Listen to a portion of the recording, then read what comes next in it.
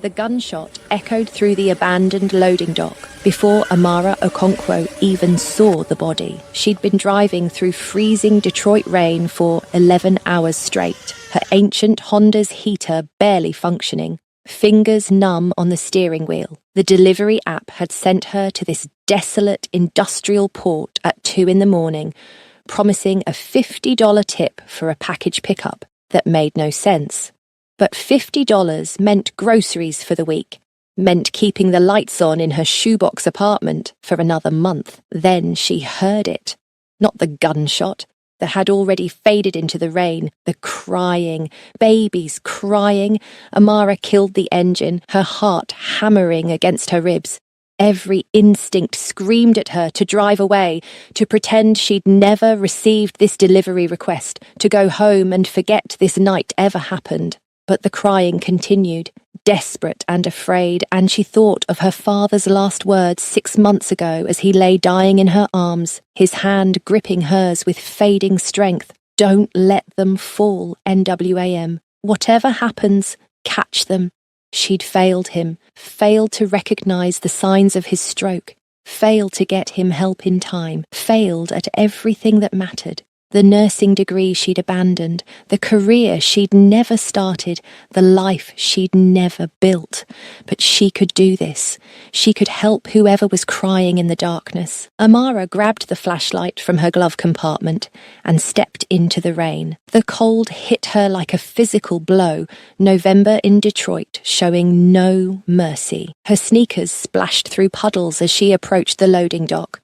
Following the sound of infant screams that cut through the storm, that's when she saw him, a man slumped against a concrete pillar, rain streaming down his face, clutching 2 infant car carriers with a desperation that transcended pain. Even in the darkness, even bleeding and broken, he was striking. Sharp cheekbones, intense dark eyes that tracked her movement despite obvious agony, and a black turtleneck soaked through with rain and blood. But it was his neck that caught her attention. Intricate tattoos, Korean characters mixed with geometric patterns, visible even in the dim light.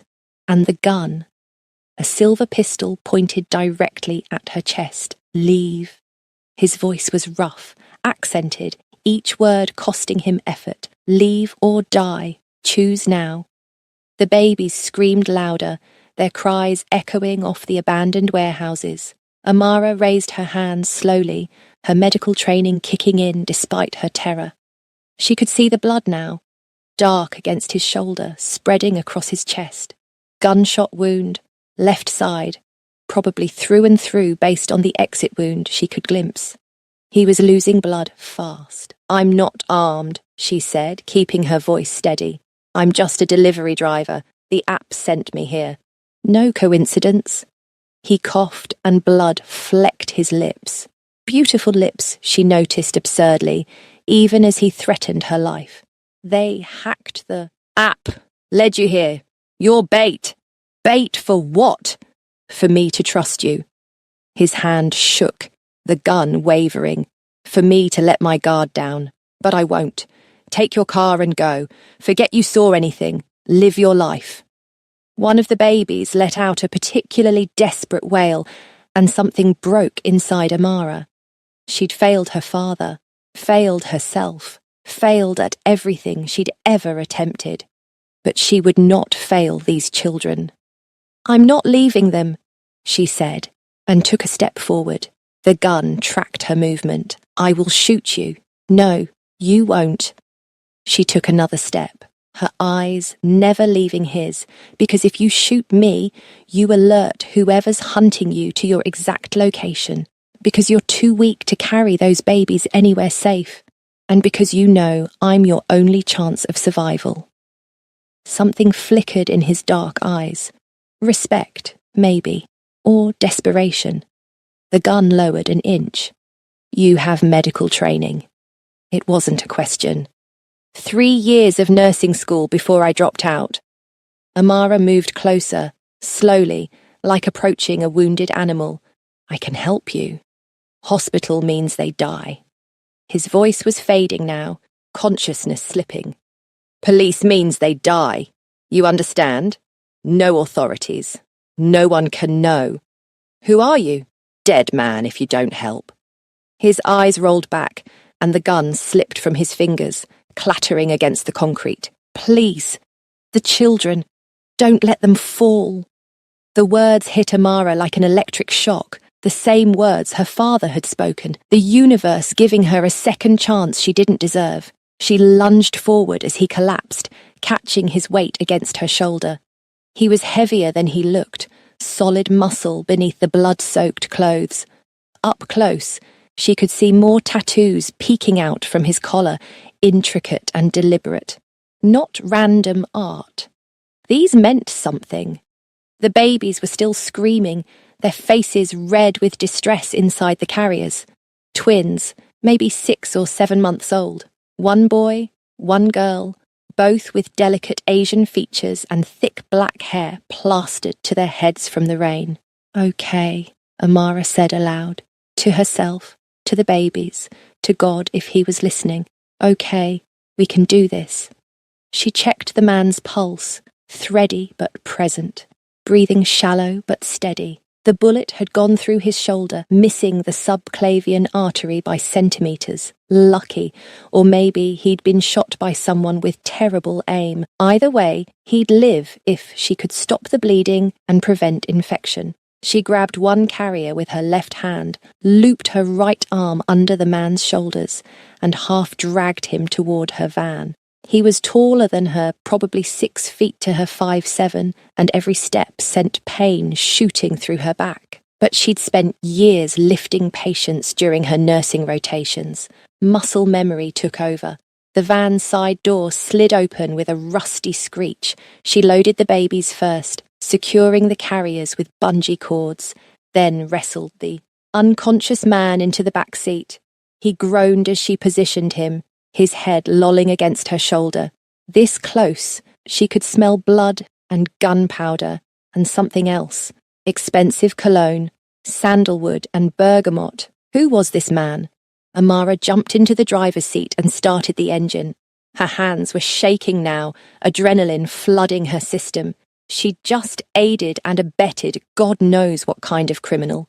Kidnapped 2 babies. Committed at least a dozen felonies, but as she pulled away from the loading dock, the baby's cries finally quieting in the warmth of the van, she felt something she hadn't experienced in months: purpose. The drive to her apartment normally took 30 minutes. She made it in 15, running 2 red lights and ignoring every speed limit.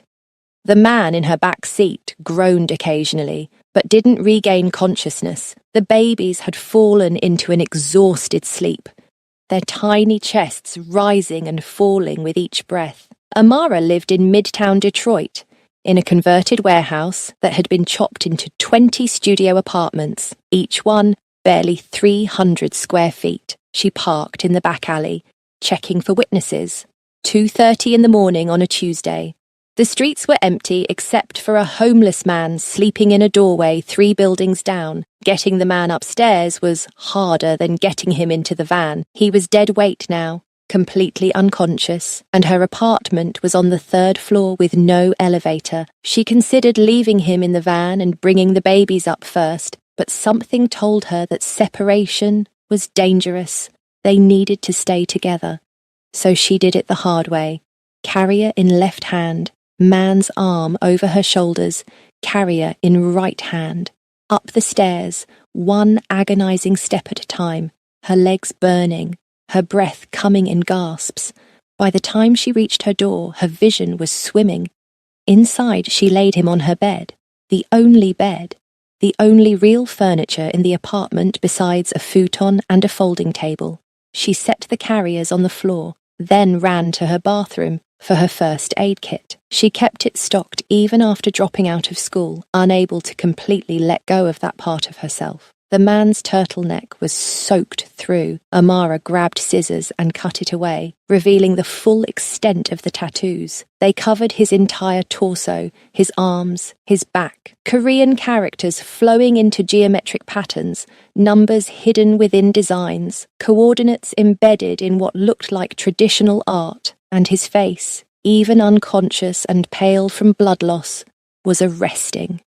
Sharp jaw, high cheekbones, full lips. He couldn't be older than mid-30s, she guessed, young to have so many secrets carved into his skin. The gunshot wound was worse than she'd thought. The bullet had entered his left shoulder and exited through his back, tearing through muscle but miraculously missing bone. She packed the wounds with gauze, applied pressure, started an IV line with the supplies she'd hoarded from her hospital rotations, lactated Ringer's solution to replace the blood volume he'd lost. She hung the bag from her closet door handle, the fluid dripping steadily into his vein.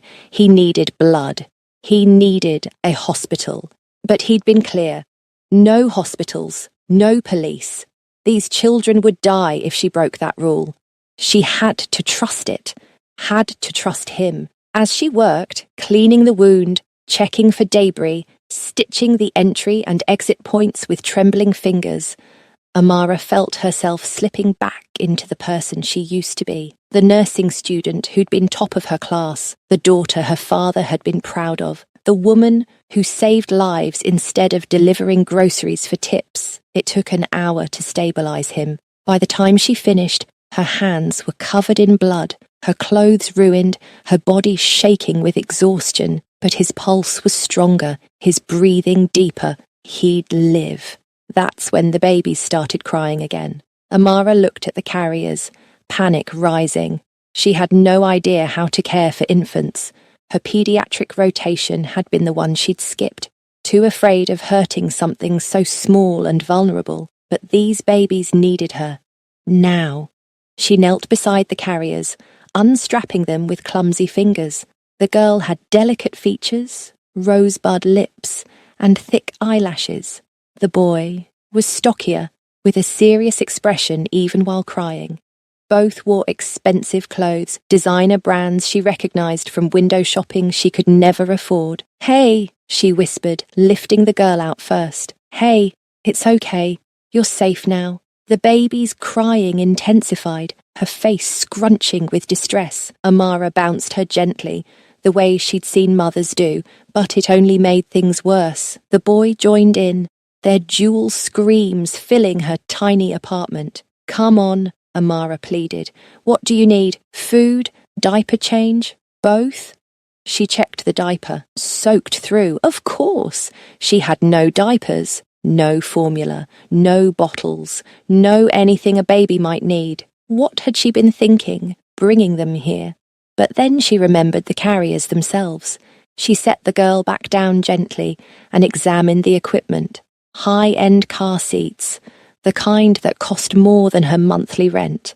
And built into the base of each one was a hidden compartment. Amara popped the first latch. Inside was a supply kit that would make any parent jealous. Formula, bottles, diapers, wipes, even a change of clothes. Everything she needed. Someone had prepared for this. Someone had known these babies might need to survive on their own. She changed both diapers, fumbling with the tabs, getting baby powder everywhere. Then she prepared bottles of formula, following the instructions on the container, her nursing training helping her calculate the right amounts for their age and weight. 6 months old, she guessed, maybe 7, old enough for formula, not quite ready for solid food. The babies latched onto the bottles with desperate hunger, their cries finally, blessedly, stopping. Amara sank onto her futon, holding both of them awkwardly, one in each arm, and felt tears streaming down her face. What had she done? What had she gotten herself into? She looked at the man on her bed, his chest rising and falling steadily now, the IV drip keeping him hydrated. The tattoos covering his skin seemed to shift in the lamplight, symbols and numbers forming patterns she couldn't quite decipher. "Who are you?" she whispered. As if in answer, his eyes fluttered open, dark eyes, alert despite the pain, finding her across the room. He tried to sit up, gasped, fell back against the pillows. "The children," he rasped. "Are they safe?" "They're fine. Fed, changed, sleeping." Amara nodded toward the babies in her arms. "Who are they? Who are you? Did you call anyone?" "No." "Police? Hospital? Friends?" No one. You said they'd die if I did. Something in his expression softened. You saved us. You're not saved yet. You need blood, antibiotics, proper medical care. I did what I could, but I'm not a doctor. I'm not even a nurse. I'm a dropout who delivers food for a living. You're a Unin. He pronounced it slowly, carefully. Unin, a lifesaver. In my world, that means something. What world is that? He studied her for a long moment, seeming to weigh how much to tell her. The kind of world where people get shot for knowing too much. Are you sure you want answers? I'm in this now. I carried you up 3 flights of stairs. I stitched your wounds. I fed your children. So yes, I want answers. Not my children. Not both. He coughed, and Amara stood quickly, setting the babies in their carriers before rushing to his side. The girl is mine, Sua. Her mother died giving birth. And the boy? My blood brother's son, Daniel. His father, Jae-sung, died protecting us 3 months ago. I swore I would raise Daniel as my own. Protecting you from what? From the people who shot me tonight. He tried to sit up again, and this time Amara helped him, propping pillows behind his back. From my own organization. I lead a syndicate, the Hwarang. We traffic in information, in data, in secrets that powerful people pay to keep hidden. Amara felt her blood run cold. You're a criminal. I prefer information broker. A ghost of a smile crossed his lips. But yes, a criminal. And tonight, my own people betrayed me. My security detail, men I've known for years, they sold me out to a faction that wants to take control. Why? He tapped his chest, indicating the tattoos. Because of these, every symbol, every character, every number you see on my skin is encrypted data. Coordinates to data vaults, passwords to accounts, blackmail material on dozens of powerful people. My body is a living ledger worth $4 billion. That's insane. That's genius. No one can steal this information without stealing me. No one can hack it, crack it, or copy it. It's the ultimate security. Or it was, until my own people decided I was worth more dead than alive. They want your skin. The realization made Amara's stomach turn. They want me alive, preferably, but my skin would work too. Either way, they get access to everything. He looked at her intently, and even injured and exhausted, his gaze was penetrating. Which means you're in danger now too. They'll trace you. The delivery app you used, it was hacked. They knew you'd be there. They probably hoped I'd kill you, or that you'd call the police. Either way, it would flush me out. So, what do? You leave. Now. Take the cash in the car seat compartments. $5,000. Start a new life somewhere else. Forget you ever saw me. And the babies. His jaw clenched. I'll find a way.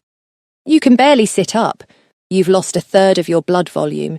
You need at least 3 days of bed rest before you can even walk, and that's if infection doesn't set in. How exactly are you going to find a way? He said nothing, but she could see the desperation in his eyes, the fear. Not for himself, she realized, for the children.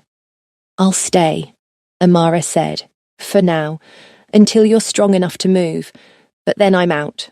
Understood? Why? Why would you risk your life for strangers? She thought of her father, of his last words, of the guilt that had been eating her alive for 6 months. Because someone once told me not to let them fall, she said quietly, and I failed him. I won't fail again.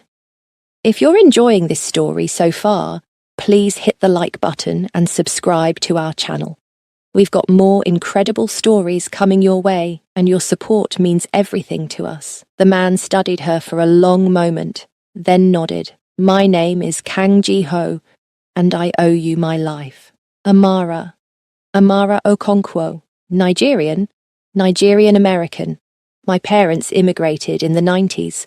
My dad died 6 months ago. My mum went back to Lagos after. I stayed. She didn't know why she was telling him this. Maybe because he'd been honest with her. Maybe because she needed to remind herself she was a person, not just a pawn in whatever dangerous game she'd stumbled into. I'm sorry about your father. Jiho's voice was sincere. The bond between father and child, it's sacred. That's why I must protect Su'ar and Daniel, no matter the cost. Tell me about the people hunting you. If I'm going to help, I need to know what we're up against. Jiho closed his eyes, gathering his strength. The Hwarang Syndicate has existed for 30 years. We started in Seoul, expanded to Los Angeles, then to New York and Detroit. We deal in corporate espionage, political blackmail, identity protection. Clean work, mostly. No drugs, no human trafficking, no unnecessary violence. We have rules. Rules you're breaking by telling me this. The rules are already broken. My wife, Mi-sun, supposedly died 18 months ago, giving birth to Su'ar. But I've recently learned that was a lie. She's alive, and she's the one orchestrating this coup. She wants the tattoos, wants control of the organization, and she's willing to kill her own daughter to get it. Amara felt sick. What kind of mother would do that? The kind who never wanted to be a mother. Mi-sun and I, our marriage was strategic. Two powerful families uniting. I didn't love her, and she didn't love me. But I thought we had an understanding. I thought she cared about the organization, about honor, about the code we live by. He opened his eyes, and they were hard now. Cold. I was wrong. So your own wife faked her death, waited over a year. And then what? Convinced your security detail to betray you? She's been positioning herself with the council, the 12 men who govern the Hwarang, old traditionalists who think I'm too soft, too Western, too willing to change the old ways. They see an opportunity to remove me and install someone more pliable, someone like Mi-sun. But you have the tattoos, the information, which is why they need me alive long enough to extract it. The encryption is complex. It requires specific keys, specific sequences. If they kill me outright, they risk losing everything. But if they capture me, torture me, they can make me talk. He looked at the babies sleeping peacefully in their carriers, and they can use Su'ar and Daniel as leverage. Amara felt the weight of what she'd taken on settling over her shoulders. How long do we have? Hours. Maybe a day if we're lucky. They'll trace your delivery app account, find your address, send people here. We need to leave as soon as I can walk. You can't walk. You can barely breathe without wincing. Then we improvise. Jiho tried to swing his legs off the bed and immediately gasped in pain, falling back. Damn it! Stop! Amara moved to his side, checking his pulse, his pupils, the IV site. You tear those stitches, you bleed out, and those babies are orphans. Is that what you want? I want them safe. Then trust me to keep you alive long enough to protect them. I've gotten this far, haven't I? He looked at her, really looked at her, and something shifted in his expression. You're stronger than you think, Amara Okonkwo. I'm terrified. Good. Fear keeps you sharp. He settled back into the pillows. There's a man, Park Hyunwoo. He's Hwarang, but loyal to me. His number is in my phone, back pocket of my pants. Amara found the phone, a high-end device with a cracked screen. She unlocked it with Jiho's thumbprint and scrolled through the contacts. What do I tell him? That I need the Riverside location. He'll know what that means. And if he's one of the betrayers, then we're already dead, and it doesn't matter.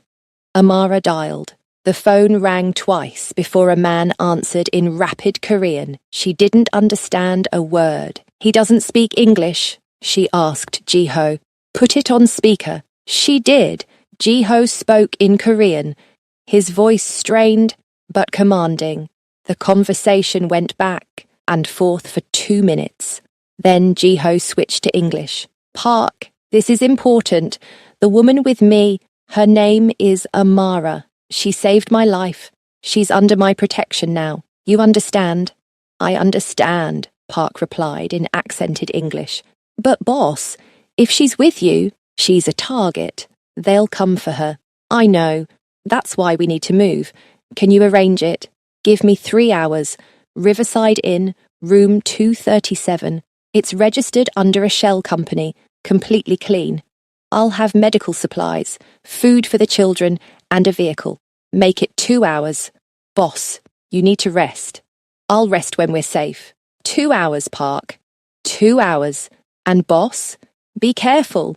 They have people everywhere. Even the shadows have shadows now.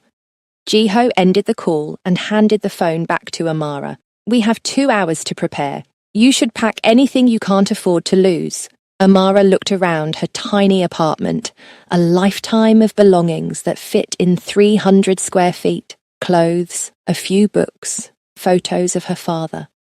Nothing she couldn't replace except the memories. I'm ready now, she said.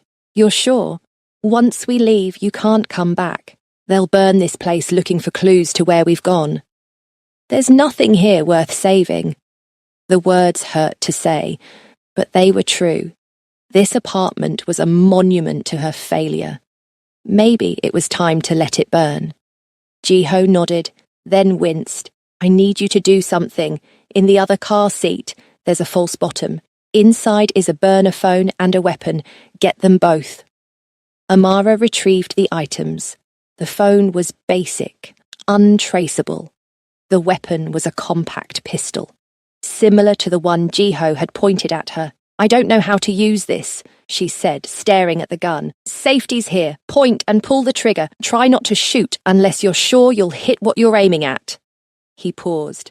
And Amara, if they get past me, if I'm dead or captured, you take that gun and you run with the babies. Don't look back. Don't try to save me. Just run. I'm not going to let you die. You might not have a choice. They spent the next hour in tense preparation. Amara packed a bag with essentials, changed the babies again, prepared more bottles. Jiho coached her through the basics of the gun. Though touching it made her skin crawl, she devoted her life to healing, not killing. But maybe in this world, the two weren't so different. At 4 in the morning, Jiho's phone buzzed. A text from Park. Ready?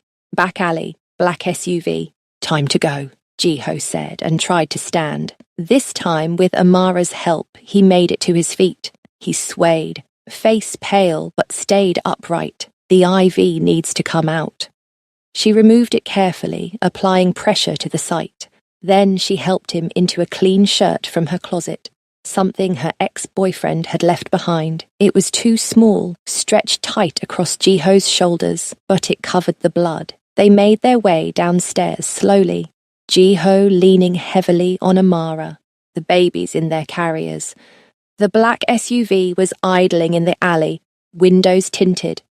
A man in his 50s stepped out, Asian, with silver hair and sharp eyes. Boss, he said, bowing slightly. Then to Amara, Miss Okonkwo, thank you for protecting him. Don't thank me yet, Amara muttered, loading the carriers into the back seat. They drove through empty Detroit streets, Park at the wheel, saying nothing. The Riverside Inn was a cheap motel on the outskirts of the city, the kind of place that rented by the hour and didn't ask questions. Perfect for hiding. Room 237 was surprisingly clean. 2 beds, a bathroom, a mini fridge stocked with supplies. Park had even brought a portable crib for the babies. I'll stand watch outside, Park said. You have 12 hours, maybe less. The council is meeting at dawn to vote on succession. If they vote against you, boss, the bounty goes active. How much? Jiho asked. $1.5 million for proof of death, $2.5 million for live capture. Amara felt her knees go weak.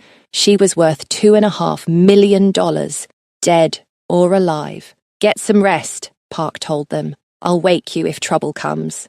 After he left, Amara helped Jiho onto one of the beds. He was trembling now, fever setting in. She checked his wounds. No signs of infection yet, but it was early. She gave him ibuprofen, all she had. and covered him with blankets. The babies were awake, staring at her with wide eyes. She fed them again, changed them again, rocked them until they slept. By the time she finished, dawn was breaking through the curtains, and she was so exhausted she could barely stand. She collapsed onto the second bed, still wearing her blood-stained clothes, and closed her eyes. But sleep wouldn't come. Every sound made her jump. Every car passing outside could be assassins. Every shadow could be death. Amara. Jiho's voice was soft. Thank you. For everything. Ask me again when we're alive in 24 hours. Even if we die tomorrow, you gave Suar and Daniel one more day. That's everything. She opened her eyes and looked at him across the space between beds. We're not going to die. Such certainty. Not certainty. Stubbornness. I didn't drag your bleeding corpse up 3 flights of stairs just to let some gangsters kill us in a motel room. He laughed, then groaned. Don't make me laugh. It hurts. Then stop talking and sleep. I can't. Too many enemies, too many variables. You have 12 hours. Park is watching. The door is locked. Sleep while you can. He was quiet for a long moment. Then, will you talk to me? Tell me something. Anything. I need to stay awake. Amara sighed. What do you want to know? Your father. You said he died 6 months ago. What happened? The question hurt, but she found herself answering anyway. Stroke. Massive cerebral hemorrhage. He was only 58. We were having dinner, just talking about nothing, and he suddenly grabbed his head, said, it felt like something exploded inside his skull. I called 911, but by the time they got there, he was already unconscious. He died in my arms in the ambulance. The paramedics tried to save him, but there was nothing they could do. I'm sorry. I keep thinking I should have seen it coming. He'd been having headaches for weeks, high blood pressure. I'm a nursing student. I should have known. Should have made him see a doctor. Should have done something. You can't blame yourself for that. Can't I? I had the training. I had the knowledge. And I did nothing. She felt tears burning her eyes. That's why I dropped out. I couldn't face going back to school, learning more ways to save people when I couldn't even save my own father. So you became a delivery driver. It seemed easier. No one depends on you. No one dies if you mess up. You just deliver food and groceries and pretend you're useful. But you weren't satisfied with that. No. I hated it. Hated myself. Every day felt like punishment for failing him. Jiho was quiet, and when he spoke again, his voice was gentle. Your father's last words, don't let them fall. Do you think he meant you should catch everyone? Save everyone? Carry the weight of the world? I don't know what he meant. I think he meant, don't let yourself fall. Don't give up on who you are, what you can become. You have a gift, Amara. The way you treated my wounds, cared for the children, stayed calm under pressure. That's not learned. That's innate. It's not enough. It's everything. Do you know how many people would have run when they saw me? How many would have called the police despite my warning? How many would have left those babies to die because it was easier than getting involved? He shifted in the bed, trying to look at her. You didn't run. You didn't take the easy path. You caught us when we fell. That's who your father raised you to be. The tears came then, hot and unstoppable. Amara pressed her face into the scratchy motel pillow and let herself cry for the first time since her father's funeral. All the grief, all the guilt, all the self-hatred pouring out in racking sobs. When she finally stopped, exhausted and hollow, she heard Jiho's steady breathing across the room. He'd fallen asleep. And somehow, despite everything, so did she. She woke to the sound of babies crying and sunlight streaming through the curtains. For a disorienting moment, she forgot where she was. Then memory crashed back. The gunshot, the blood, the tattoos, the $2.5 million bounty on their heads. Amara sat up, her body screaming in protest. Every muscle ached. Her clothes were stiff with dried blood. But the babies needed her. Jiho was still asleep. Fever flushed across his cheeks. She checked his wounds quickly, still clean, thank God. Then she turned her attention to Su'ar and Daniel, who were both wailing with the indignation of hungry infants. Okay, she murmured, preparing. Bottles. I've got you. As she fed them, she studied their faces. Su'ar had Jiho's high cheekbones and serious expression. Daniel was rounder, with a ready smile even through his tears. Both beautiful, both innocent, both worth dying for, apparently. She was burping Daniel when someone knocked on the door. 3 sharp raps. Amara froze. Jiho's eyes snapped open, instantly alert despite the fever. Park's knock is 2 long, 1 short, he whispered. That's not him. What do we do? Bathroom, now. Take the babies and lock the door. Don't come out unless I call for you. I'm not leaving you alone. Amara, please. If something happens to me, those children need you. Go. She wanted to argue, but the knock came again, louder this time. She grabbed both carriers and rushed into the bathroom, locking the door behind her. Through the thin walls, she heard Jiho stand, heard his unsteady footsteps crossing the room. The door opened. Well, a woman's voice said in perfect, unaccented English. You look like hell, husband. Amara's breath caught. Me, son, it had to be. You're dead, Jiho said flatly. I mourned you. Did you? Or were you relieved to be free of our arrangement? Footsteps entered the room. Where is she? The woman who saved you. Gone. Liar. Park was seen bringing supplies for infants. So she's here, hiding, with my daughter and that bastard child you insist on claiming. Daniel is my son. Daniel is a liability. No Hwarang blood, no claim to succession. He's worthless. The sound of a slap echoed through the bathroom door. Amara flinched. Watch your mouth. Jiho's voice was ice. That child is under my protection. Your protection means nothing anymore. The council voted this morning, 10-2. You're out, Jiho. Stripped of your position, your authority, your rights. And I'm in. First woman to lead the Hwarang. Quite an honour.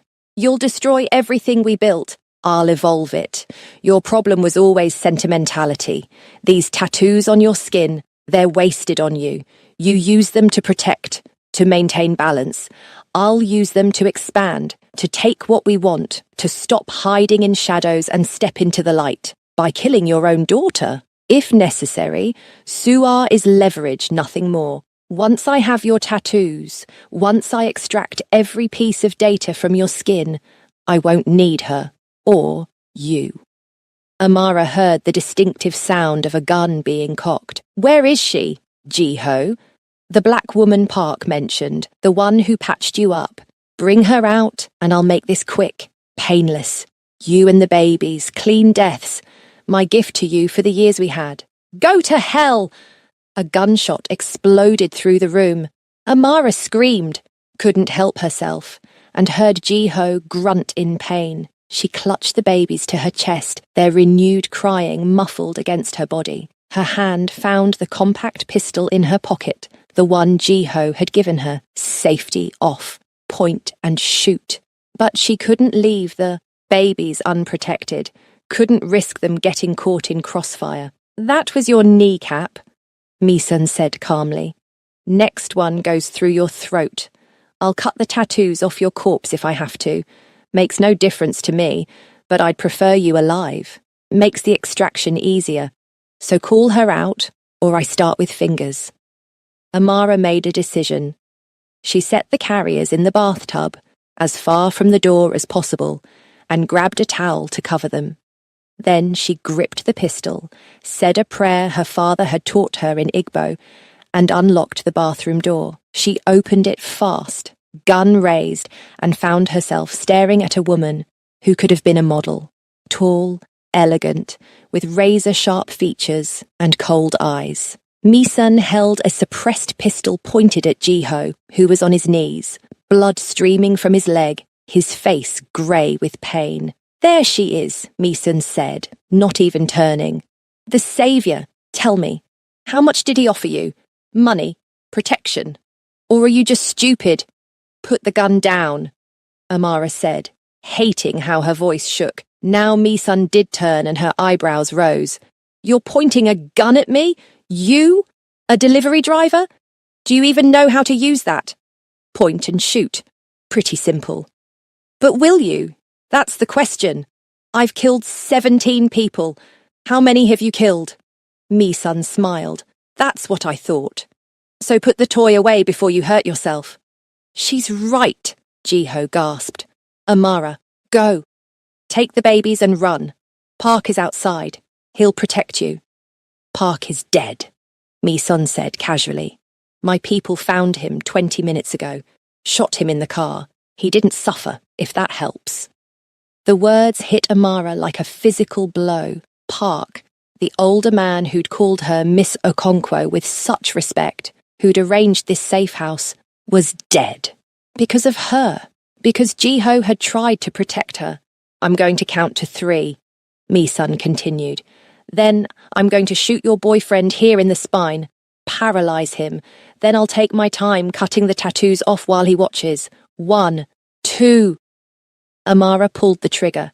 The gun kicked in her hand, the sound deafening in the small room. Mi-sun jerked backward, surprise flashing across her face, but she didn't fall. Body armor under her designer jacket.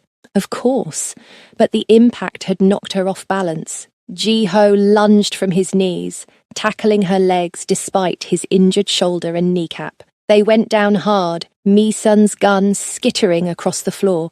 Amara dove for it, her fingers closing around the grip, just as Mi-sun kicked Ji-ho in the face. Stupid, Mi-sun hissed, rolling to her feet with lethal grace. Are both of you so stupidly noble? She pulled a knife from her belt, 10 inches of serrated steel. I'll gut you both and take what I need from your corpses. The bathroom door burst open. 2 men in black tactical gear rushed out, and Amara's heart stopped. But they weren't looking at her. They were grabbing Mi-sun, pulling her back. Boss, one of them said in accented English. Police scanners just lit up. Someone reported gunshots. We have 5 minutes, maybe less. Mi-sun wrenched free from their grip. Fine, but I'm not leaving empty-handed. She advanced on Ji-ho. Knife raised, Amara fired Mi-sun's gun. Once, twice, 3 times. 1 shot went wide. 1 hit the wall, but the 3rd caught one of Mi-sun's guards in the shoulder, and he went down screaming. You little bitch, Mi-sun snarled, and everything happened at once. The 2nd guard grabbed Mi-sun bodily and hauled her towards the door. Ji-ho rolled to his feet, somehow, his face a mask of agony and determination, and Amara kept firing until the gun clicked empty. This isn't over, Mi-sun shouted, as her guard dragged her into the hallway. I'll find you. I'll take everything from you. Everyone you love will die. Then they were gone, and the only sounds were the babies crying in the bathroom and Ji-ho's laboured breathing. We have to move, he gasped. Police will be here. We can't be found. You can't walk. You've been shot twice now. Then carry me. However we do this, we do it now. Amara wanted to scream, to cry, to collapse, but she'd come too far to quit. She grabbed towels from the bathroom, tied them around Ji-ho's leg to slow the bleeding. Then she retrieved the babies, still miraculously safe in the bathtub. Can you carry Sua? She asked. Ji-ho nodded, taking his daughter's carrier in one hand. Amara took Daniel's carrier and looped her other arm under Ji-ho's shoulders. Together, limping and stumbling, they made it to the parking lot. Park's SUV was still there. Park slumped over the steering wheel, a bullet hole in his temple. Amara's stomach heaved, but she forced herself to open the passenger door to ease Park's body into the back seat with whispered apologies. I'll drive, she said, though she'd never driven anything bigger than her Honda. Where do we go? Storage facility, industrial district. Park mentioned it as a backup. Ji-ho gave her an address, his words slurring. Hurry! She drove like a madwoman, running lights, taking corners too fast, the baby screaming in the back. In the rearview mirror, she saw Ji-ho's eyes closing. "Stay with me," she commanded. "You don't get to die after I shot someone for you. You hear me? Stay awake." "Bossy," he mumbled, but his eyes opened. "I like it." "Oh my God, are you delirious?" "Maybe. You're very beautiful when you're angry. Did I mention that?" "You're definitely delirious." But despite everything, Amara felt her lips twitch. Save the compliments for when you're not bleeding out. The storage facility was a massive complex of units, mostly empty, scheduled for demolition. Amara pulled into the darkest corner she could find and killed the engine. For a moment, they just sat there, breathing, alive against all odds. "We can't stay here long," Ji-ho said. "Mi-sun knows all of Park's backup locations. She'll check them all. Then, what do we do?" "I have one more contact. Someone even Mi-sun doesn't know about, but it's risky. Riskier than what we just survived. Much." He pulled out his cracked phone and dialed. The conversation was in Korean, brief and intense. When he hung up, his face was grim. "We have a meeting in 2 hours, underground parking garage downtown. But Amara, if this goes wrong, you take the babies and you run. Promise me." "I'm not promising that." "Then I'm not going." She wanted to argue, but the steel in his voice stopped her. "Fine, I promise. If it goes wrong, I run with the babies. Happy?" "No, but it's the best I can hope for." They spent the next 2 hours in the SUV, Amara tending to Ji-ho's wounds as best she could with the limited supplies Park had brought. The bullet had gone clean through his kneecap, shattering bone. He'd never walk normally again without surgery. But he was alive. They were all alive. The babies had finally exhausted themselves crying and were sleeping peacefully, unaware of the violence that surrounded them. Amara envied their innocence. "Tell me about Daniel's father," she said quietly, needing to break the heavy silence. "Jae-sung." Ji-ho's expression softened. "He was my blood brother. We grew up together in Seoul, ran the streets together. When I came to America to establish the Hwarang's presence here, he came with me. He was the only person I trusted completely." "What happened to him?" 3 months ago, there was an ambush. A rival organization tried to steal our client list. Jae-sung threw himself in front of the bullets meant for me. He saved my life and died in my arms. Ji-ho's voice cracked. His last words were asking me to protect Daniel, to raise him as my own son. I swore I would. "And Daniel's mother? She died in childbirth. Daniel was only 2 months old when Jae-sung died. So I took him, raised him alongside Sua. They're siblings in every way that matters." "Mi-sun said he's not Hwarang blood. What does that mean?" "The Hwarang have strict succession rules. Only blood descendants can inherit leadership. Daniel's adoption makes him ineligible, which means Sua is the only legitimate heir to my position. That's why Mi-sun wants her dead. Eliminate the competition before it grows up." "That's monstrous." "That's tradition. Old ways that value bloodlines over competence. It's one of the many things I've been trying to change." He looked at her. "The Hwarang isn't just a criminal organization. We provide services. Identity protection for abuse victims, data security for journalists in dangerous countries. We've helped expose corrupt politicians, protected whistleblowers. Yes, we break laws, but we also save lives." "You're trying to make yourself sound noble." "I'm trying to make you understand that the world isn't black and white, that sometimes good people do bad things for good reasons, and sometimes bad people do bad things for profit. Which one are you?" He smiled faintly. "I'm still figuring that out." The 2 hours passed too quickly. As they drove to the meeting location, Amara felt dread settling in her stomach. This could be a trap. Could be the end of everything. But what choice did they have?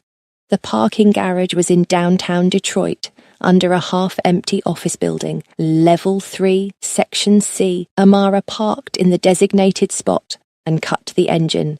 They waited. 5 minutes later, headlights appeared. A black Mercedes, sleek and expensive. It pulled up beside them, and a man stepped out. He was younger than Amara expected, maybe late 20s, with dyed blonde hair and a face full of piercings. "That's Yoon," Jiho said. "He's complicated."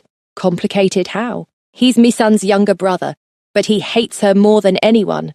Before Amara could process that, Yoon opened Jiho's door. "Hyung," he said, the Korean term of respect heavy with emotion. "You look like death. Feel like it too." Jiho gripped Yoon's arm. "Thank you for coming. Misun put a bounty on your head, 2.5 million. Every Hwarang enforcer in North America is hunting you." Yoon's eyes found Amara.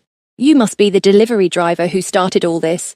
"I didn't start anything," Amara said defensively. "No? You saved his life. That makes you the most dangerous piece on the board. Misun fears you more than she fears him, because you're unpredictable. You're not Hwarang. You don't follow our rules, and yet you've kept him alive when trained killers couldn't. I'm just trying to protect the babies." The babies. Yoon's expression hardened. "My niece and her adopted brother. Misun wants to kill Suar, you know, her own daughter, just to secure power." "I know," Jiho told me. "And you stayed anyway. Either you're brave or insane." Yoon studied her. "I think both." "Can you help us?" Jiho cut in. "The council voted against me. I need to know who supported Misun, who can be turned." Everyone supported her. The vote was 10-2. Only Old Man Kim and Young Lee voted for you, and they're already dead. Misun had them executed this morning for disloyalty. The words hit like hammer blows. Good men dead because they'd stayed loyal. "Then it's over," Jiho said quietly. "She's won." "No." Yoon's voice was fierce. "She's won the council, but she hasn't won the Hwarang. Half the organization is uncomfortable with her methods. She's already talking about expanding into weapons trafficking, human smuggling, things we've never touched, things that violate the code. Code doesn't matter if no one enforces it. Then we make them enforce it. We expose her, show the organization what she really is." Yoon pulled out a tablet. "I've been gathering evidence for months. Financial records showing embezzlement, communications proving she faked her death, even video of her ordering Park's execution. If you're still with us, drop a comment and let us know where you're watching from. Are you Team Amara or Team Jiho? And don't forget to hit that subscribe button for more intense stories like this one." Amara leaned forward. "That's enough to turn the council against her. Maybe, if we can get them all in one room, if we can present the evidence before she kills us. Big ifs." "So we call a meeting," Jiho said. "Emergency session. Invoke the old code. They have to attend. You're not in a position to invoke anything. You're stripped of authority. Remember?" But she's not. Jiho looked at Amara. "The woman who saved my life and my children, according to the old code. That makes her family. That makes her Hwarang by protection." "Are you insane?" Yoon stared at him. "You want to bring an outsider into the council, a black woman. They'll riot. Let them. Amara has more honor than half that council combined, and she's earned her place at the table." "I don't want a place at any table," Amara protested. "I just want these babies safe." "Then you want the same thing I do, and the only way to get it is to remove Misun from power permanently." Jiho's eyes were hard. "Will you help me? One more time?" She should say no. Should take the babies and run like she'd promised. Should disappear into a new life, somewhere far from Detroit and Korean crime syndicates and $2.5 million bounties. But she thought of Park, dead in the back seat, of the old council members executed for loyalty, of Suar and Daniel, who deserved a chance to grow up safe. "What do I have to do?" she asked. 3 hours later, Amara stood in a private room at a Korean restaurant in Detroit's Greektown district, wearing a dress Yoon had bought her and holding a baby on each hip. The council was assembling 12 men, though 2 chairs sat empty now, representing the dead. They ranged in age from 50s to 70s, all Korean, all dressed in expensive suits that probably cost more than her yearly income. They stared at her like she was an alien. Jiho sat at the head of the table, his leg bandaged under his pants, his face pale but determined. Yoon stood behind him, tablet ready, and Misun sat at the opposite end, her cold eyes fixed on Amara with murderous intent. "This is a farce," Misun said in Korean, then switched to English. "We don't allow outsiders at council meetings, especially not her kind." "Her kind saved my life," Jiho replied. "Her kind showed more courage and honor than anyone in this room, and according to the old code, Article 7, anyone who saves a council member's life and the lives of blood heirs is granted protection and voice. That code hasn't been invoked in 30 years. Then it's overdue." Jiho stood, wincing with pain, and gestured to Amara. "This is Amara Okonkwo. She pulled me from death. She protected Suar and Daniel when my own security betrayed me. She killed for us, bled for us, and she asks nothing in return except the safety of these children." "Touching," Misun said. "Are we supposed to applaud?" "You're supposed to answer for your crimes." Yoon stepped forward, activating the tablet. A video began playing on the screen mounted on the wall. "This is security footage from Park Hyun-woo's apartment complex. That's you, Nuna, ordering his execution." Mi-sun's face didn't change. Park was a traitor. He died as traitors should.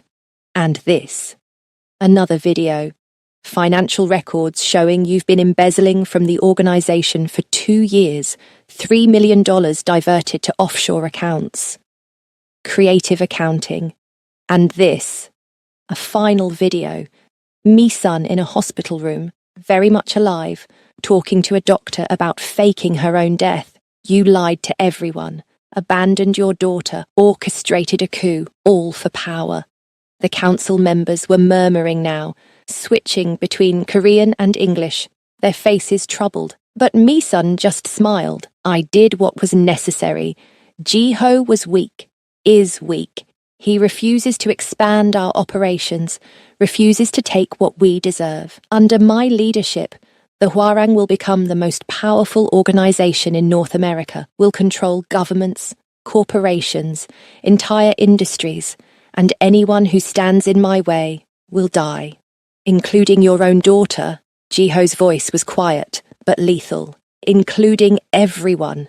The room exploded into argument. Half the council was shouting support for Mi-sun. The other half was demanding her arrest. And in the chaos, Amara saw Mi-sun's hand move to her jacket. "Gun!" she screamed. Everything slowed down. Mi-sun drew her weapon, aiming not at Jiho, but at Amara, at the babies.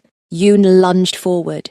Jiho threw himself in front of the table, and Amara did the only thing she could think of. She dropped, fell to her knees, clutching Suar and Daniel to her chest, making herself the smallest target possible. The gunshot was deafening. She felt the bullet pass over her head, heard it impact the wall. Then more gunshots, overlapping, coming from multiple directions. When silence fell, Amara looked up. Mi-sun was on the floor, bleeding from her shoulder. Yoon held a smoking gun. And 3 council members lay dead, shot by Mi-sun's guards who'd been stationed outside the room. "It's over," Jiho said, standing over his wife. "You're finished, Mi-sun." "Am I?" She laughed, even bleeding. "You think killing me stops this? I have supporters everywhere. They'll hunt you until you're dead. All of you. Then we'll be ready." Jiho looked at the remaining council members. "Vote. Now. Mi-sun or me. Old ways or new. Choose." One by one, they raised their hands. 7 for Jiho, 2 abstaining, none for Mi-sun. "The council has spoken," Jiho said. "Mi-sun, you are stripped of all authority and exiled. You have 24 hours to leave the country." If you're found on American soil after that, the penalty is death. You'll regret this, Mi-sun spat. All of you. Probably. Jiho nodded to Yoon. Get her out of here. As Yoon hauled Mi-sun away, the remaining council members approached Amara. The oldest, a man in his 70s with white hair and kind eyes, bowed to her. Miss Okonkwo, he said in careful English, you have shown great courage. The Hwarang is in your debt. I don't want a debt. I just want to go home. Where is home? She looked at Jiho, at the babies in her arms, at the strange new world she'd stumbled into. I'm not sure anymore. The old man smiled. Then, perhaps you need time to figure it out. You are welcome in our organisation. Not as a member, but as family. Protected, honoured, free to leave whenever you wish.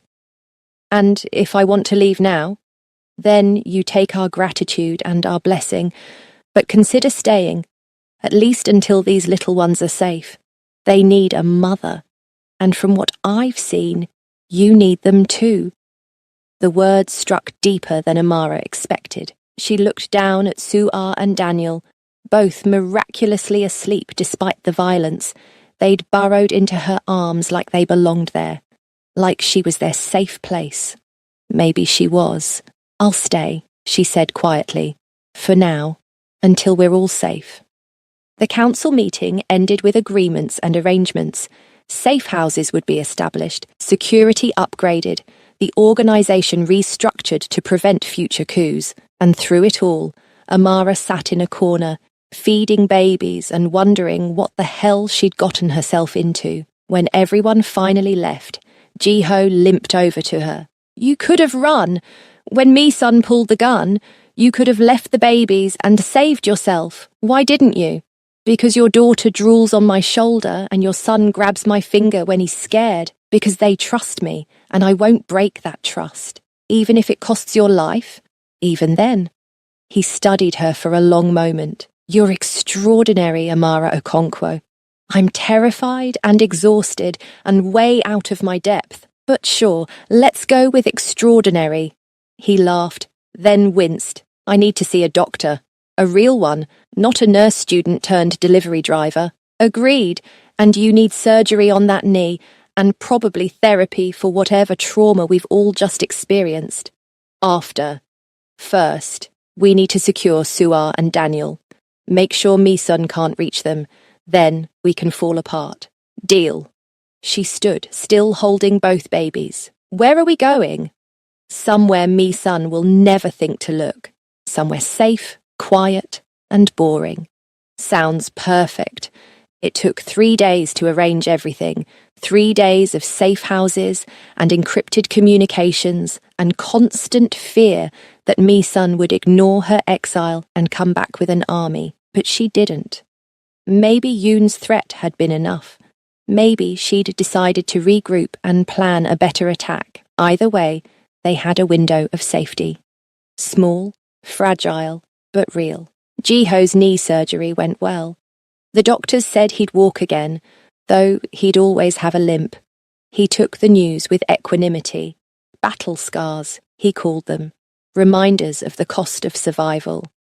Amara spent those 3 days learning to be a mother. Changing diapers became second nature. Mixing formula turned into muscle memory. She learned that Su'ar liked to be held facing outward so she could see the world, while Daniel preferred to burrow into the crook of her neck.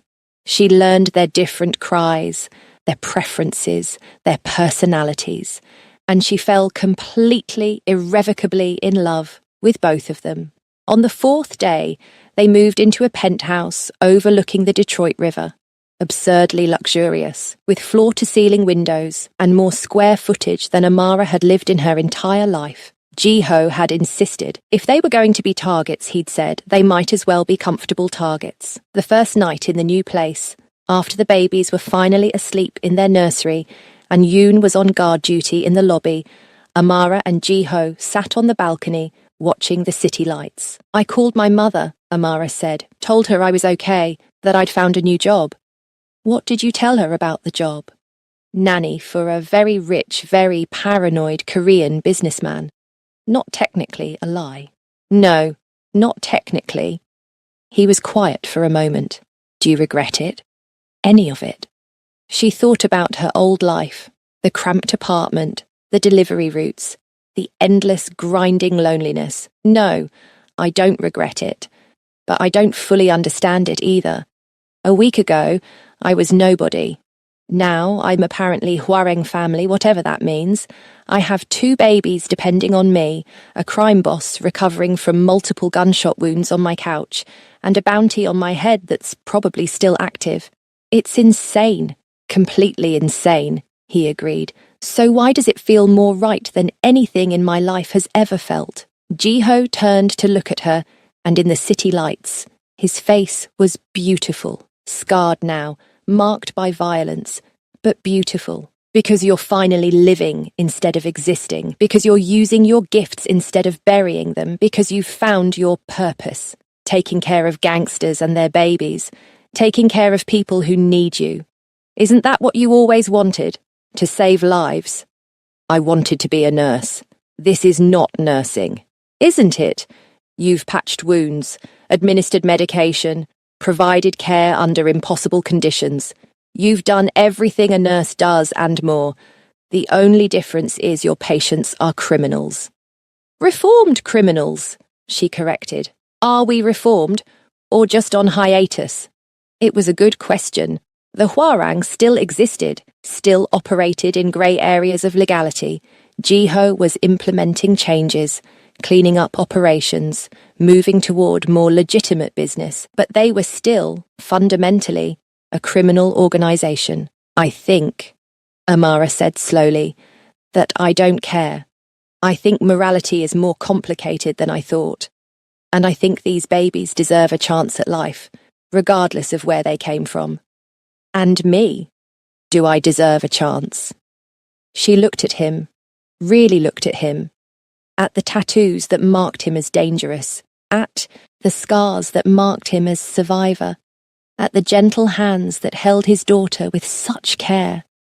Everyone deserves a chance, she said, even people who've done terrible things. That's what my father believed. That's what I choose to believe too. He reached out and took her hand.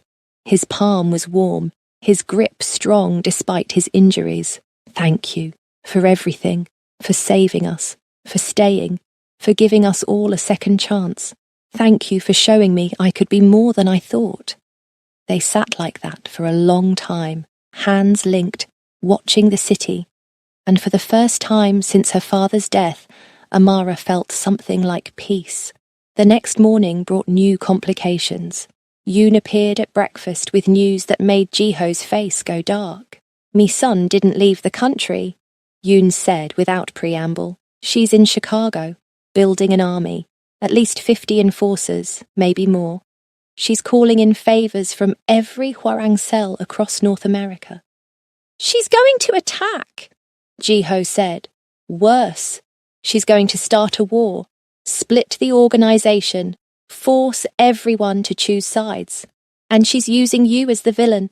Says you brought an outsider into sacred spaces. Says you've betrayed the blood." Jiho stood abruptly, wincing as his knee protested. "Then we need to move first. Call the council. Emergency session. Today." "Already done. They're meeting in 2 hours." "Good. And Yoon? I need you to do something else. Something difficult. Anything, Hyung. I need you to contact Mi-sun's supporters. Offer them a choice. Join us or be exiled with her. No middle ground. We end this now, one way or another." After Yoon left, Amara cornered Jiho in the kitchen. "You can't go to this meeting. You're barely healed. One wrong move and your knee gives out. You're helpless. I have to go. Show strength. Show the council I'm fit to lead." "You're not fit to lead anywhere except back to bed." She crossed her arms. "Let me come with you." "Absolutely not. You said I'm family now, so I have a say. And I say I'm coming." "Amara, if this goes wrong, if Mi-sun's people attack, you'll be in the crossfire. The babies will be orphaned. The babies will be orphaned if Mi-sun wins and kills you. At least if I'm there, I can help. I can fight. You shot someone once. That doesn't make you a fighter. No. But it makes me someone who will pull the trigger when necessary, and right now, you need people like that beside you. He wanted to argue. She could see it in his face. But finally, he nodded. Fine. But you follow my lead. You don't take unnecessary risks, and if I tell you to run, you run. Understood? Understood. The council met in a warehouse on the outskirts of Detroit. Neutral ground, heavily secured. Amara left Suar and Daniel with a trusted bodyguard, hating every second of separation, but knowing it was necessary. They couldn't risk the babies in a potential war zone. Inside the warehouse, tensions were high. 8 council members had shown up. 3 were absent, their loyalty unclear. Jiho took his place at the head of the table, and Amara stood behind him, trying to project confidence she didn't feel. We have a problem, Jiho began. Mi-sun has refused exile. She's gathering forces to challenge this council's authority. We need to decide how to respond. We should negotiate, one council member said. An older man, nervous, fidgeting. Find a compromise. Split the organization if we must. There is no compromise with someone who tried to murder her own daughter, Jiho replied. Mi-sun has made her choice. Now we make ours.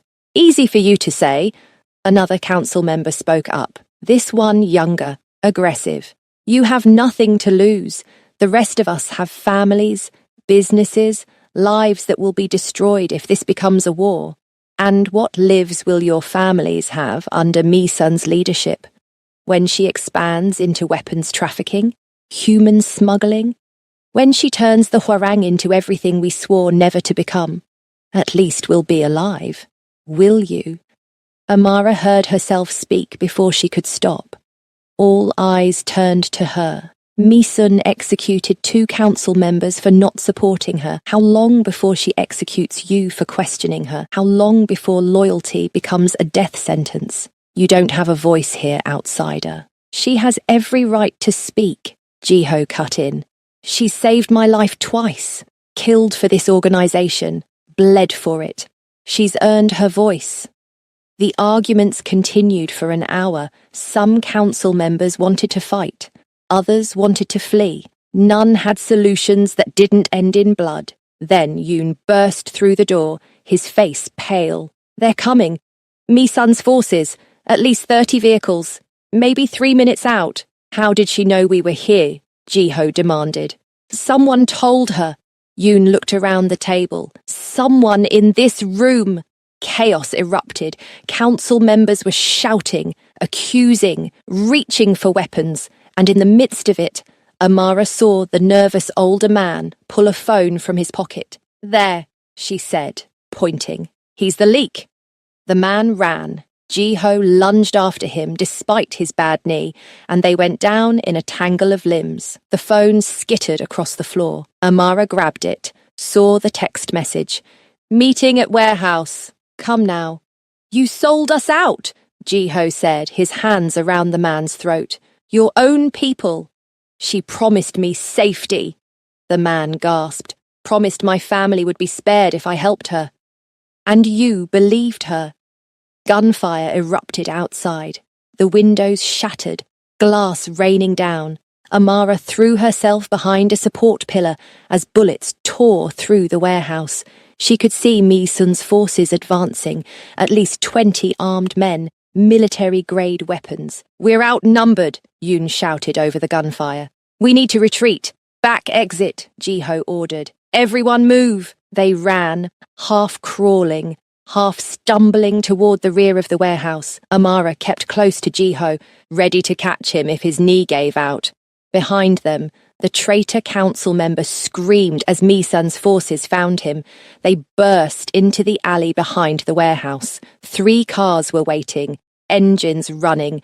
Jiho's people, thank God. They piled in, Amara and Jiho in the lead vehicle, and tore away as the warehouse exploded behind them, literally exploded. Someone had rigged it with explosives, and the blast wave rocked their car, shattering the rear windshield. "Me son's not playing around," Yoon said from the driver's seat. "She wants us dead, all of us. Then we give her what she wants." Ji-ho replied, "We die." "What?" Amara stared at him. "Have you lost your mind? We fake our deaths, make her think she's won. Then we come back when she's vulnerable and take everything from her." "That's insane. That's survival." He looked at Yoon. "Can you arrange it? Bodies, dental records, the works. It'll take time. And money. We have both. Do it." The next 72 hours were a blur. Yoon arranged for bodies from the morgue, homeless men with no families who died of natural causes. Dental records were swapped. DNA evidence was planted, and a story was leaked to Mi-sun's network. Ji-ho, Amara, and 3 council members had died in the warehouse explosion. Meanwhile, the real Ji-ho and Amara hid in a safe house in the suburbs, watching news reports of their own deaths. "This is surreal," Amara said, staring at her photo on the screen. "I'm dead. According to the world, I don't exist." "Free," Ji-ho corrected. "According to the world, you're free. No past, no debts, no obligations. You can be anyone now." "I don't want to be anyone. I want to be me. Then be you. Just be you in hiding for a few more weeks." It was harder than Amara expected. Being dead meant no contact with her mother in Lagos. No checking her old social media accounts, no acknowledging her previous existence. She was a ghost, and ghosts didn't get to have lives. But she had the babies. Suar and Daniel had been smuggled to the safe house within hours of the fake deaths, and they became her anchor to reality. As long as she could feed them, change them, rock them to sleep, she was still real, still useful, still herself. Ji-ho was healing. His knee was getting stronger, though the limp remained. The shoulder wound had closed cleanly, but it was the emotional wounds that worried Amara. She'd catch him staring at nothing, his face blank, and she knew he was replaying every betrayal, every death, every failure. "Talk to me," she said one night, when the babies were finally asleep. "Don't shut me out. I'm fine. You're not. You're barely sleeping, barely eating. You're drowning and pretending you're swimming." He was silent for a long moment. Then, "Park trusted me. The council members who voted for me trusted me, and they're all dead because I wasn't strong enough to protect them. They died because Mi-sun is a monster, not because you failed. I brought you into this, put you in danger, made you a target. How is that not failure? I chose to stay, Ji-ho. Every step of the way, I chose this.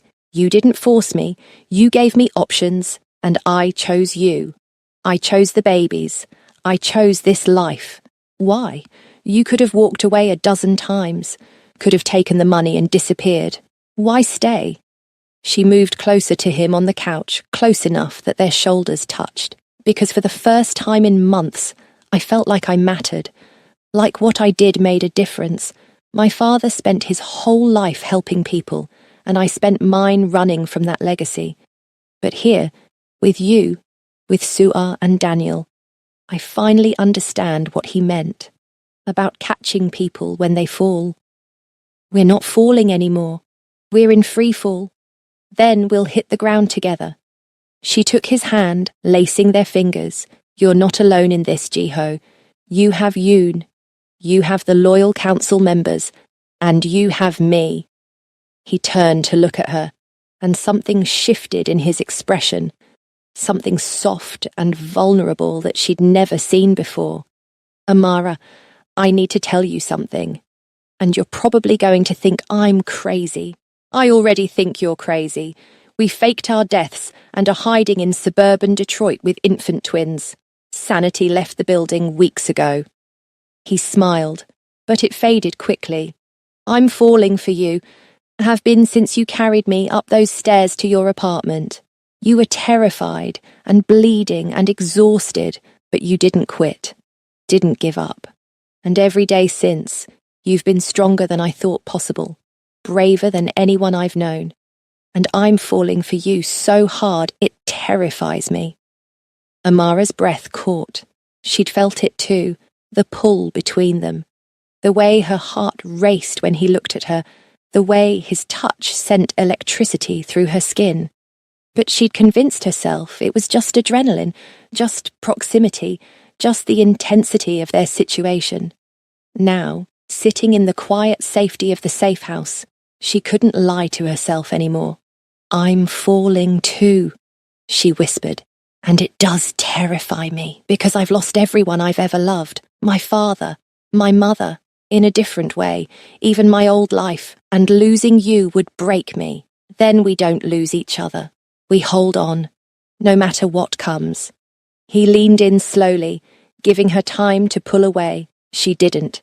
Their lips met, soft at first, tentative, then deeper, more urgent, weeks of tension and fear and longing pouring into the kiss. His hand cupped her face, thumb tracing her cheekbone. Her fingers tangled in his hair, pulling him closer. When they finally broke apart, both breathing hard, Ji-ho rested his forehead against hers. "I don't deserve you." "Shut up. We don't have time for self-pity." She kissed him again, shorter this time, but no less intense. "We have babies to protect and a psychotic ex-wife to defeat. Romance will have to wait." "You call this romance?" "I'm offended. When I properly romance you, Amara Okonkwo, you'll know it. Is that a promise?" "It's a guarantee, assuming we survive the next few weeks." "Optimistic and romantic. You're full of surprises." They spent that night talking, really talking, not about strategy or survival, but about themselves. Ji-ho told her about growing up in Seoul, the son of a mid-level Hwarang operative who'd died when Ji-ho was 12. How he'd clawed his way up through the organization, earning respect through intelligence rather than violence. How he'd always wanted to transform the Hwarang into something better, something that helped more than it hurt. Amara told him about her childhood in Detroit, the daughter of Nigerian immigrants who'd sacrificed everything for her education, how her father had worked 3 jobs to pay for her nursing school, how she'd dropped out not just because of his death, but because she'd lost faith in herself, lost faith that she could ever be good enough. "You're more than good enough," Ji-ho said fiercely. "You're exceptional. Your father would be proud of who you've become. I've become a fake dead criminal associate who's in love with a tattooed Korean gangster. I don't think that's what he had in mind. No, you've become a woman who saves lives, who protects children, who fights for what's right, even when it's terrifying. That's exactly what he had in mind." She wanted to believe him, wanted to think her father would understand the choices she'd made, but doubt was a hard habit to break. The next morning, Yoon arrived with news. "Mi-sun bought it. She thinks you're dead. She's already consolidating power, making moves to take over completely." "Good," Ji-ho said. "Let her get comfortable. Let her think she's won. There's more. Daniel's medical records. They're not what you think." Amara felt ice in her stomach. "What do you mean?" "I pulled his birth certificate to arrange new documents. Daniel isn't Jae-sung's biological son. He's adopted. And according to the records, his biological father was African American." The room went silent. Amara looked at Daniel, sleeping peacefully in his carrier. His skin was lighter than Suar's. True, his features softer, less distinctly Korean. She'd noticed, but assumed it was just individual variation. "Does it matter?" she asked quietly. "He's still Jae-sung's son, still part of this family." "It matters to the Hwarang," Yoon said. "Succession rules are based on blood. If the council finds out Daniel isn't blood, it complicates everything. Makes Suar the only legitimate heir, makes her even more valuable. And more vulnerable," Ji-ho finished. "Mi-sun will use this. Will expose Daniel's adoption to invalidate any claim I have through him." "So we don't tell anyone," Amara said. "We keep it secret. Secrets have a way of coming out, especially in our world. Then we change the rules. Make it so blood doesn't matter. Make it so adopted children have the same rights as biological ones. That would require a complete restructuring of the Hwarenge code, decades of tradition thrown out. Good. Your traditions are what got us into this mess. Amara felt anger rising, protective and fierce. Daniel is your son. Suar is your daughter. Both of them. And anyone who says different can go to hell. Jiho smiled, genuine and warm. Have I mentioned I love it when you're fierce? Focus, lovebirds. Yoon interrupted. We have bigger problems. Mi-sun is planning something. My sources say she's arranged a meeting with the full council. All 12 seats, even the dead ones, will be filled with her supporters. She's going to legitimize her takeover, make it official. When? 3 days. At the original Hwareng headquarters in Koreatown. Then that's where we strike.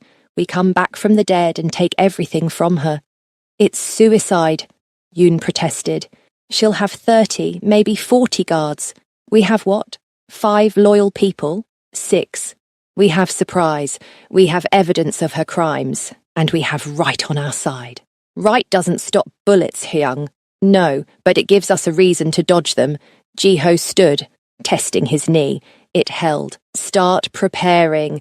I want every loyal Hwarang member contacted. Everyone who's uncomfortable with Mi-sun's leadership. Give them a choice. Stand with us or stay out of the way, but make it clear. This is their last chance to choose.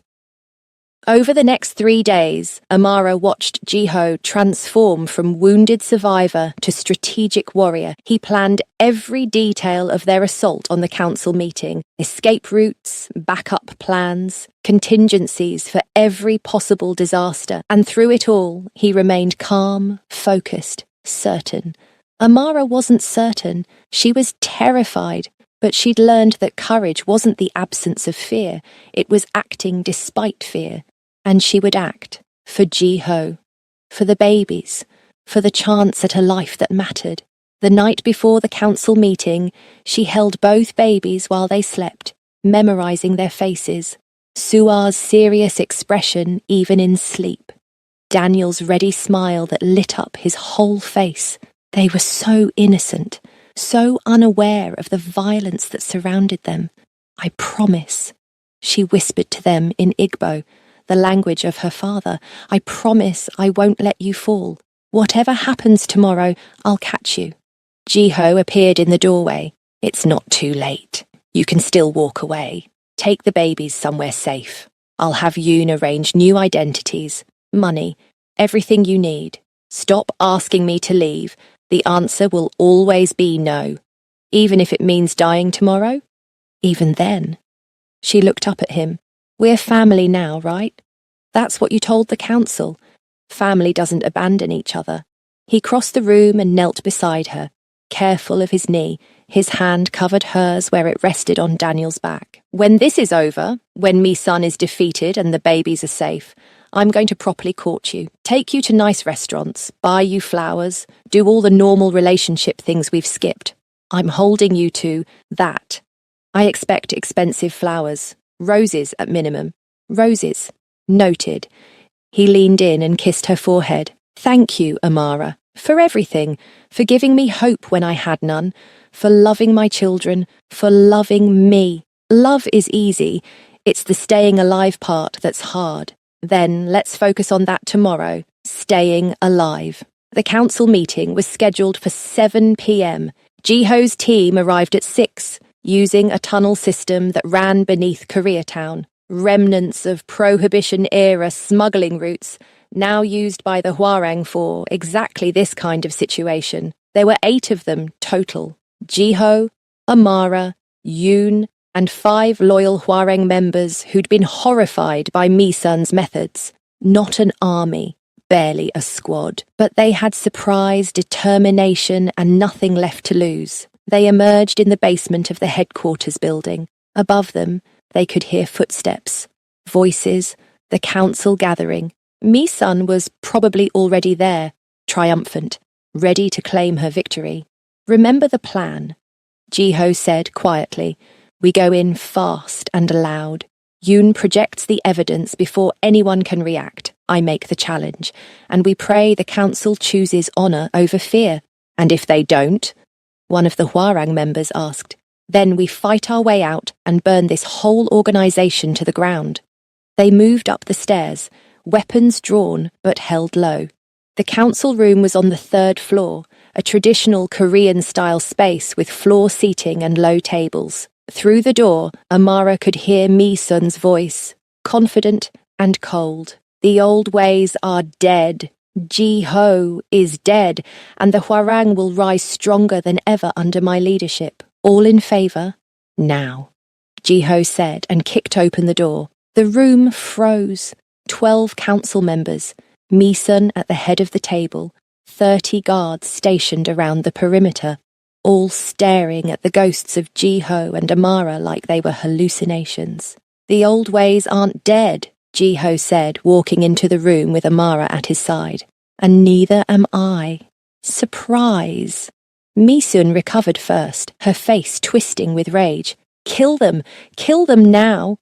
But Yoon was faster. He activated the projector he'd brought, and suddenly the walls were covered with evidence. Video of Mi-sun ordering executions, financial records of embezzlement, communications proving she'd orchestrated the coup, faked her death, betrayed everything the Hwarang stood for. This is your leader, Ji-ho announced. This is the woman you're following, a murderer, a thief, a traitor to everything we believe in. Lies, Mi-sun shrieked. Doctored evidence. He's trying to steal back power. Then let the council decide. Ji-ho turned to the 12 men around the table. You've seen the evidence. You know what she is. So vote. Her or me. Old corruption or new direction. Choose now. The room was silent. Amara could hear her own heartbeat, could feel the weight of 30 guns pointed at them. One wrong move, and they'd be massacred. Then one council member stood.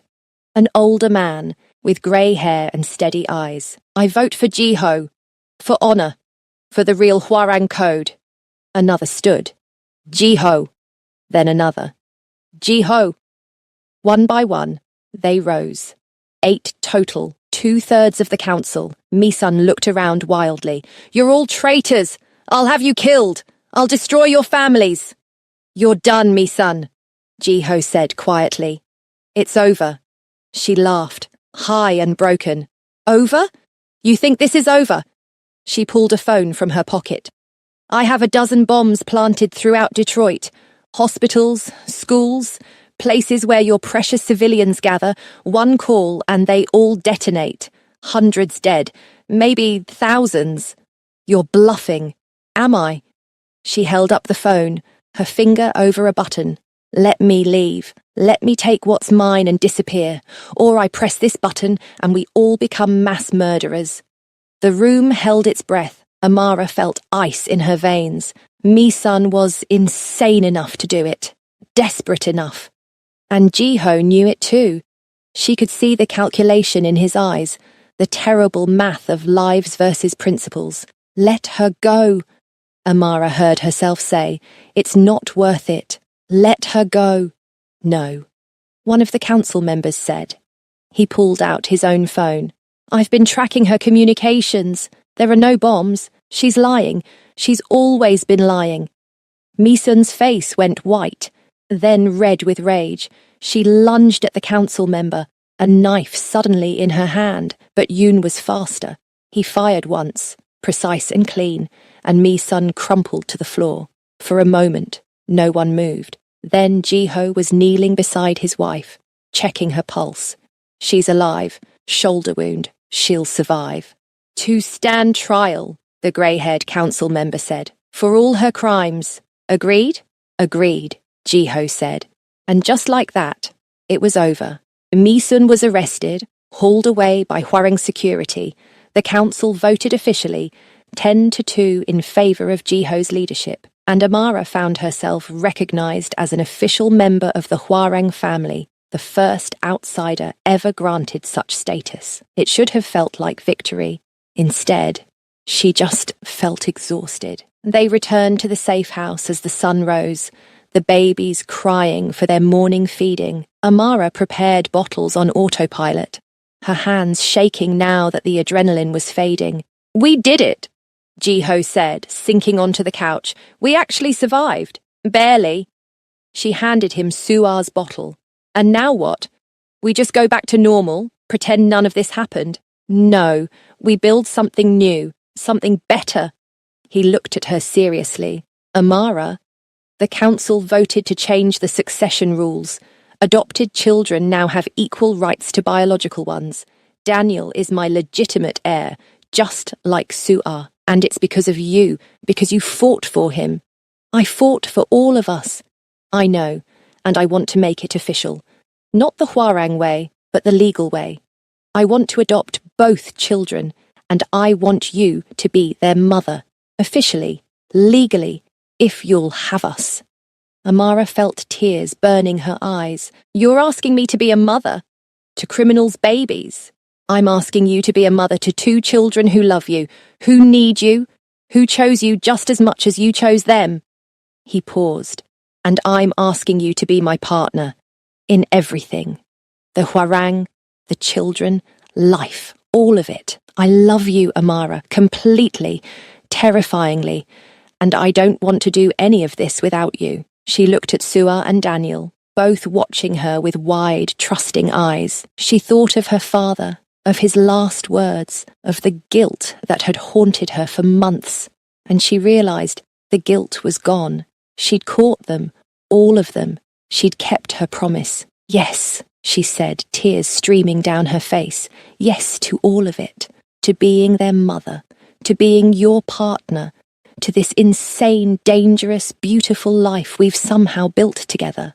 Jiho set down the bottle and pulled her into his arms, careful not to disturb the babies. They sat like that for a long time, a makeshift family forged in blood and fire and desperate hope, watching the sun rise over Detroit and knowing they'd survived the impossible. 3 months later, Amara stood in the Hwarang Council chamber wearing a traditional Nigerian dress her mother had sent from Lagos. Jiho stood beside her in a perfectly tailored suit, his neck tattoos visible and proud, and between them, in a double stroller, Suar and Daniel slept peacefully. The council had gathered to officially recognize their new family structure, Amara as co-leader alongside Jiho, both children as legitimate heirs, a new code, a new direction, a new Hwarang. "This is unprecedented," the grey-haired council member said. He'd introduced himself as Kim Sang-woo, and he'd become their strongest ally, an outsider, a woman, a black woman no less, leading the Hwarang alongside a man who's rewriting centuries of tradition. "Unprecedented doesn't mean wrong," Amara replied. She'd learned to speak with confidence in these meetings, learned that her voice mattered. The world is changing. Either we change with it, or we become irrelevant. "Well said." Kim bowed to her, a sign of deep respect. "Welcome to the council, Amara Okonkwo. May you lead with wisdom and strength." The other council members echoed the bow, 10 men acknowledging a woman as their equal. 6 months ago, it would have been unthinkable. Now, it was simply reality. After the ceremony, Yoon pulled them aside. "I have news. Misun's trial is next week. She's facing life in prison, maybe death penalty, depending on how the Korean government prosecutes. But her supporters are making noise, talking about appeals, about injustice." "Let them talk," Jiho said. "We have documentation of every crime. She'll answer for all of it." "And us?" Amara asked. "When do we answer for our crimes?" "What crimes?" Yoon looked genuinely confused. "Kidnapping, technically. Assault, murder in some definitions. We've broken dozens of laws. You protected children, stopped a tyrant, reformed a criminal. Organization, in my book, that's heroism, not crime. The law might disagree. Then we make sure the law never finds out." Jiho squeezed her hand. "We've been given a second chance, Amara, all of us. Let's not waste it on guilt." She wanted to argue, but he was right. They'd done terrible things for good reasons. She'd killed a man, shot at others, become complicit in crimes she couldn't even name, but she'd also saved lives, protected children. Maybe that balanced the scales, or maybe it didn't. Either way, she couldn't change the past. She could only move forward. That night, in their new penthouse, overlooking the Detroit River, Amara fed the babies their bedtime bottles while Jiho cooked dinner. Actual home-cooked Korean food, something he'd insisted on learning properly now that they had a real kitchen. "This is surreal," she said, watching him move around the kitchen. "6 months ago, I was eating ramen in a studio apartment and trying to remember why I should bother living another day. Now I'm here, with you, with them, living a life I couldn't have imagined. Do you miss it? Your old life?" "God, no. My old life was empty. This is messy and complicated and sometimes terrifying, but it's real. It matters. You matter." He set down the spoon and crossed to her. "You've always mattered, Amara. You just needed to remember that." She leaned into his kiss, careful not to jostle the babies in her lap. When they broke apart, both children were staring at them with identical expressions of fascination. "They're judging us," Amara said. "Let them. We've earned this happiness." Later, after the babies were asleep and dinner was eaten and the dishes were done, they stood on the balcony watching the city lights. It had become their ritual, these quiet moments of peace between storms. "I talked to my mother today," Amara said, "told her about the adoption." "How did she take it?" "She cried, then she laughed, then she cried again. She wants to meet you, meet the babies. She's coming to visit next month." "And you told her what, exactly? About me?" "That you're a businessman, which is technically true, just not the full truth." "We'll have to tell her eventually." "Maybe. Or maybe we just let her think you're a legitimate entrepreneur who happens to have a lot of tattoos and an unusual business model." "So we lie. We protect her. There's a difference." He was quiet for a moment. "My parents died when I was young. I never got to introduce them to me son, never got to show them the life I built. Part of me is grateful.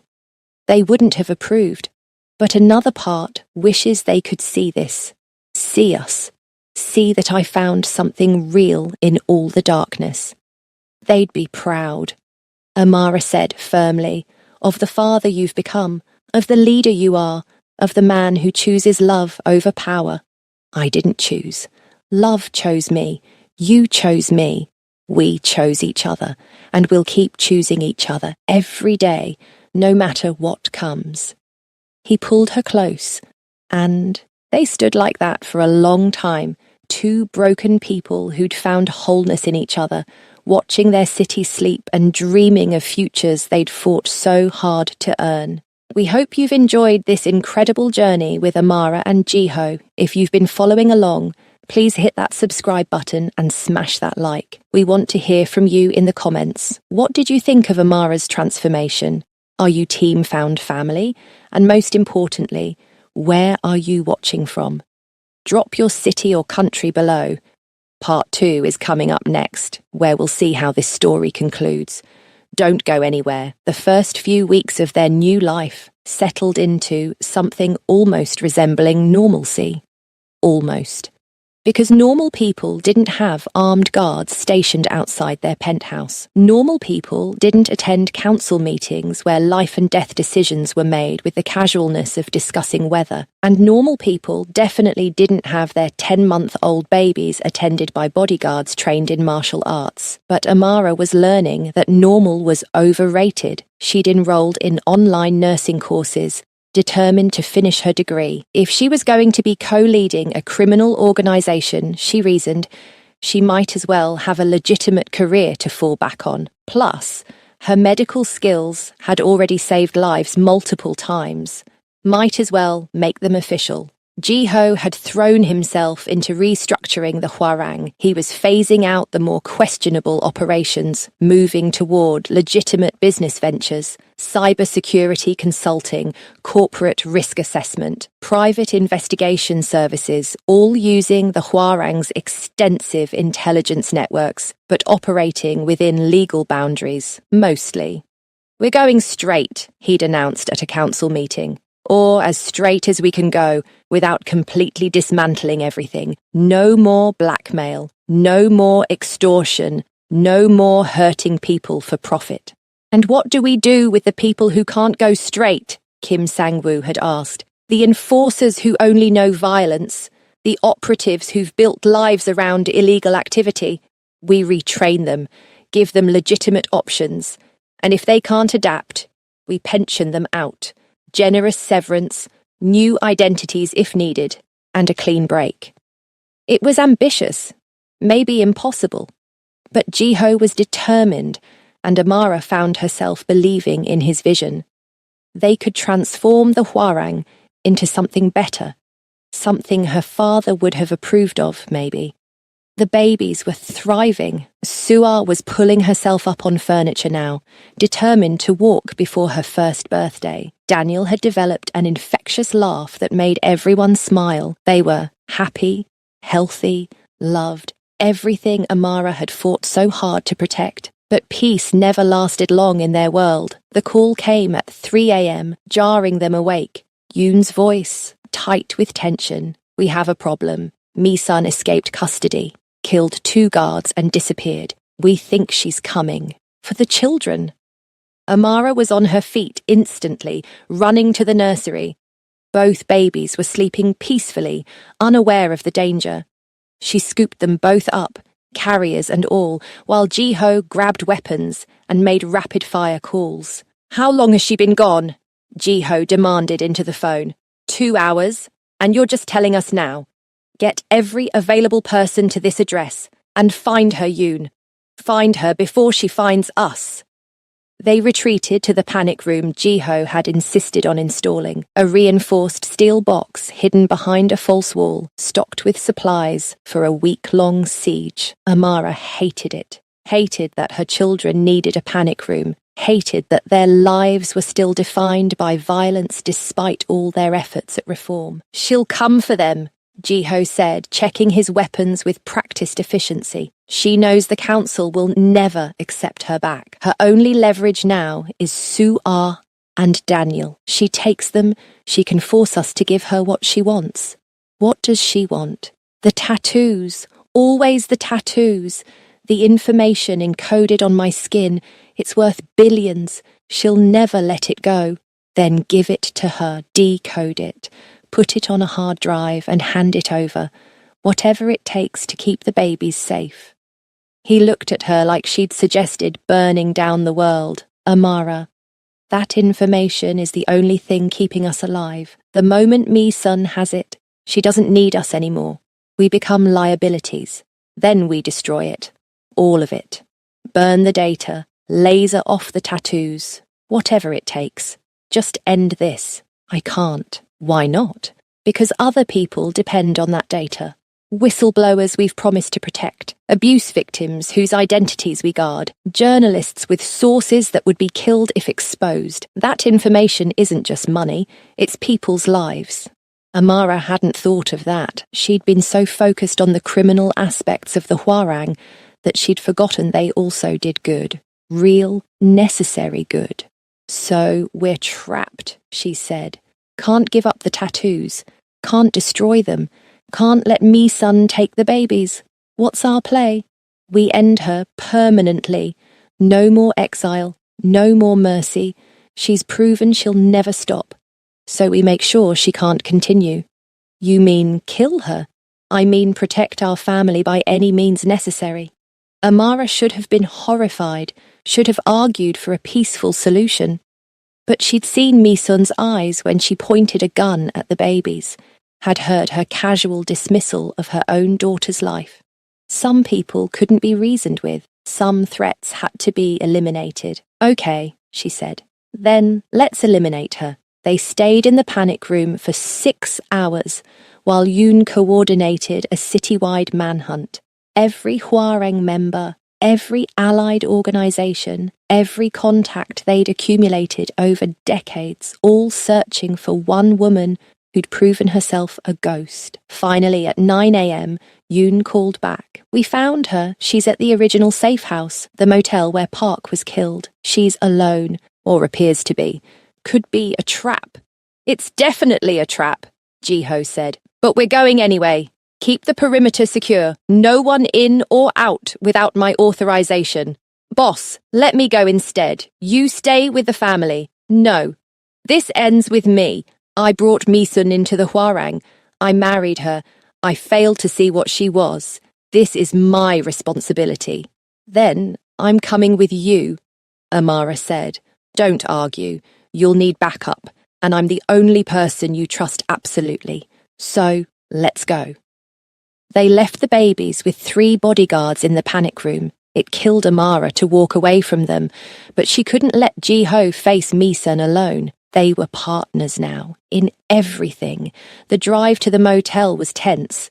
Yoon drove, Jiho rode shotgun, and Amara sat in back, checking weapons she'd learned to use over the past months. A compact pistol, backup knife, body armor under her jacket. She'd transformed from delivery driver to soldier without quite realizing it. "Whatever happens," Jiho said, without turning around, "promise me you'll protect Suar and Daniel, even if I don't make it, even if you have to run and never look back. Promise me." "Stop talking like that." "Promise me, Amara." "I promise. But you're going to make it. We both are. And then we're getting married because I'm not raising 2 Korean crime babies as a single mother. You hear me? We're doing this together, or not at all." She saw his shoulders shake with silent laughter. "Is that a proposal?" "It's a demand. Now focus on not dying so you can properly propose later." The motel looked abandoned in daylight. Yoon's people had established a perimeter 3 blocks out, but the immediate area was clear. Too clear. Amara's instincts screamed trap. They approached room 237, the same room where Misun had first ambushed them. Poetic, in a terrible way. Everything coming full circle. Jiho knocked. "Misun, it's over.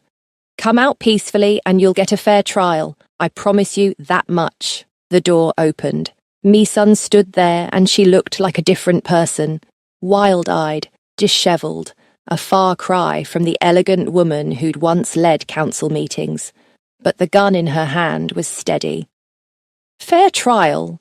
she laughed. "In what world would I get a fair trial? I'm a woman who dared to challenge the patriarchy. I'm already convicted in their eyes." "You're a murderer," Jiho said flatly. "You killed loyal Hwarang members. Tried to kill your own daughter. You deserve what's coming." "I deserve to lead.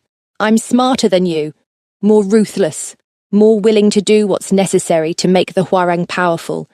But because I lack a Y chromosome, I'm treated like a usurper. You're treated like a criminal because you are one." Misun's eyes found Amara. "And you, the great saviour.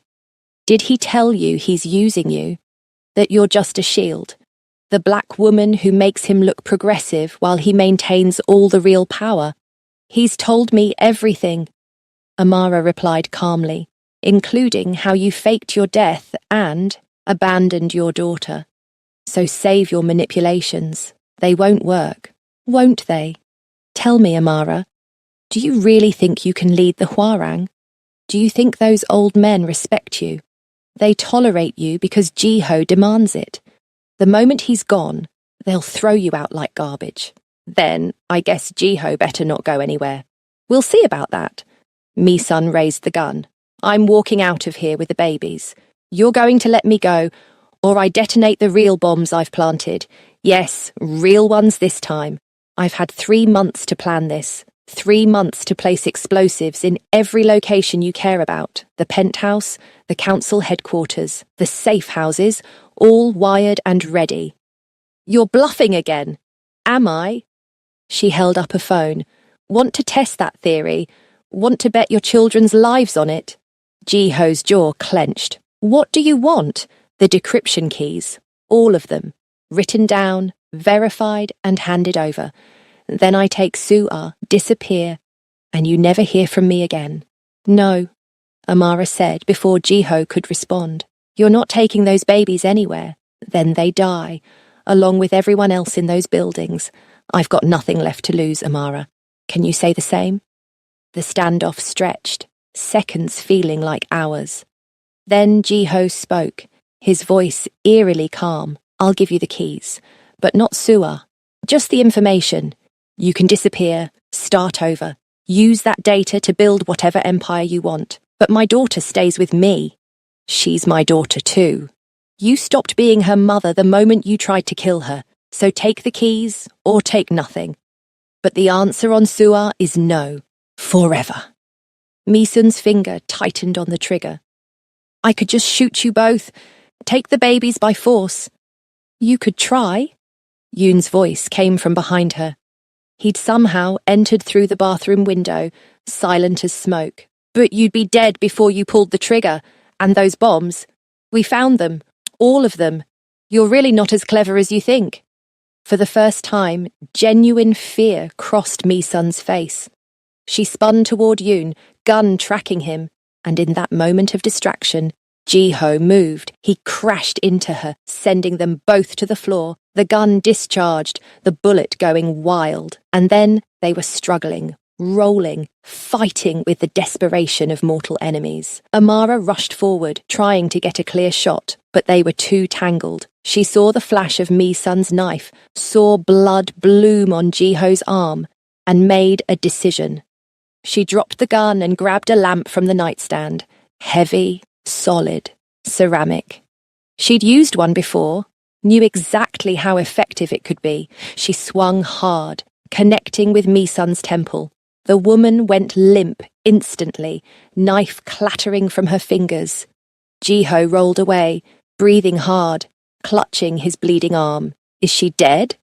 Amara asked. Yoon checked her pulse. Unconscious, might have a concussion, but alive. Good. She stands trial. Answers for everything. No execution. No easy way out. She faces justice. They called in Yoon's team to secure Misun, get her medical attention, and transport her to a facility where she couldn't escape again. A proper prison this time, with Hwarang guards who were loyal to Jiho watching her every second. In the SUV heading back to the penthouse, Amara finally let herself shake. The adrenaline was crashing, fear and relief and exhaustion hitting all at once. Jiho pulled her close with his good arm, his injured one wrapped in makeshift bandages. You saved me again, he said softly. How many times is that now? I've lost count. You can pay me back by staying alive. Deal. And Amara? About that proposal you demanded earlier. Not now. Ask me properly when we're not covered in blood and trauma. Fair enough. But the answer will be yes, right? She looked at him. This beautiful, damaged, determined man who'd stumbled into her life and changed everything. The answer is yes, has been yes since I carried you up those stairs. I just needed time to admit it. When they reached the penthouse, Su'a and Daniel were awake and crying. Having sensed something was wrong, Amara scooped them both up, breathing in their baby smell, feeling her heart rate finally slow. We're okay, she whispered in Igbo, the language of comfort and safety. We're all okay. Jiho came up behind her, wrapping his arms around all three of them. We're more than okay. We're family. The next few weeks were a whirlwind. Misun's trial was swift and decisive. With the mountain of evidence against her, even her expensive lawyers couldn't save her. Life in prison, no possibility of parole. She'd spend the rest of her days in a maximum security facility, paying for her crimes. Some of Jiho's supporters had wanted execution. Quick, clean, final, but he'd refused. Death is mercy, he'd said. Let her live with what she's done. Let her sit in a cell and think about the daughter she tried to kill. That's real justice. Amara agreed. Some might call it cruel, but she called it appropriate. With Misun finally contained, the Hwarang began its true transformation. Jiho implemented sweeping changes, legitimate business fronts for every operation, anonymous tip lines for anyone who felt coerced or threatened, counselling services for members who wanted to leave the organisation, and most controversially, a complete ban on operations that harmed civilians. The old guard resisted. Tradition was sacred, they argued. The Hwarang had always operated in moral grey areas. Why change now? Because the world is changing. Amara had stood up in a council meeting and spoken with the authority she'd earned, and we can change with it or become obsolete. Your choice. But Jiho and I will be leading this organisation into the future. You can follow or step aside. The challenge was clear. Several council members chose to step aside, taking generous retirement packages. New members were appointed, younger, more progressive, more willing to evolve. Within 6 months, the Hwarang barely resembled its former self. They'd become the most effective private security and investigation firm in North America. They still used their intelligence networks, still traded in information, but everything they did now stayed within legal boundaries. Mostly. Amara completed her nursing degree online and was immediately offered a position at Detroit General Hospital. She negotiated part-time hours, so she could still manage her Hwarang responsibilities and spend time with the babies. It was exhausting, juggling 3 separate lives, but it felt right. She was using all of herself now, all her skills, all her passion, all her purpose. Jiho proposed properly 6 months after Misun's imprisonment. He took her to a fancy restaurant, bought her roses, got down on one knee, like a man who'd never threatened anyone at gunpoint. The ring was beautiful, a fusion of Korean and Nigerian design elements, symbolizing their blended life. Amara Okonkwo, he'd said, his voice shaking slightly. Will you marry me? Will you be my wife, my partner, my co-leader? Will you officially become mother to Su'ar and Daniel? Will you spend the rest of your life arguing with me and loving me and building this impossible dream we've created? She'd said yes before he finished the question. Yes to all of it. Yes to forever. They married 3 months later in a ceremony that blended Korean and Nigerian traditions. The council attended in formal hanbok. Amara's mother flew in from Lagos, elegant in traditional aso ebi, and Su'ar and Daniel toddled down the aisle as flower babies, scattering petals everywhere and making everyone laugh. It wasn't the life Amara had imagined for herself a year ago, but it was better, richer, fuller, more real than anything she could have dreamed. The babies were walking now, almost running. Su'ar was serious and determined, already showing leadership qualities at just over a year old. Daniel was gentle and laughing, quick to hug anyone who seemed sad. They were perfect opposites and perfect together. One evening, Amara found Jiho in the nursery, watching the twins sleep. His face was soft, with an emotion she'd learned to recognize, grateful wonder that they'd survived everything. "What are you thinking?" she asked, slipping her hand into his. That I was dead, bleeding out in that loading dock, children in my arms, no hope of survival. And then you appeared. You, with your expired nursing degree, and your delivery app, and your father's voice in your head telling you to catch people when they fall. I didn't know what I was doing. I just knew I couldn't let you die. You did more than keep me alive. You gave me a reason to live. You gave all of us that. He turned to face her. I've been thinking about something. The tattoos? The encryption? What about them? I want to start removing them. Gradually, safely. Transfer the data to secure servers. Then laser off the ink. Return my body to myself. Amara felt her breath catch. Jiho, those tattoos are part of who you are. Part of your identity. They're part of who I was. But I'm different now. We're building something new, something that doesn't require me to be a walking database. And honestly, I'm tired of being valued for the information on my skin rather than the man underneath. I value the man underneath, always have. I know. That's why I want to do this. For us. For our future. For the possibility that someday Sua and Daniel won't have to explain why their father is covered in encrypted tattoos. Keep the neck ones, Amara said impulsively. They're beautiful, and they're part of your story.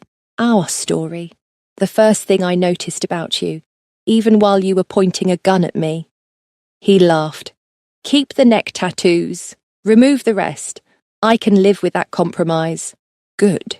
Because you're stuck with me now, tattoos or not. We're legally bound. Best trap I ever walked into. They stood there together, watching their children sleep.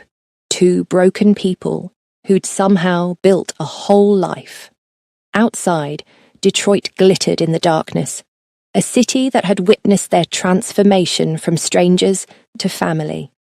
Amara thought of her father, wondered if he could see her now, hoped he understood the choices she'd made. The nursing degree had come, eventually. The life of service he'd wanted for her, just not in the way either of them expected. Don't let them fall, NYM. She whispered in Igbo, repeating his words like a prayer. Whatever happens, catch them. And she had. She'd caught Jiho when he fell, caught Su-Ah and Daniel, caught herself when she was drowning in grief and purposelessness. She'd caught them all and refused to let go. That was love. That was family.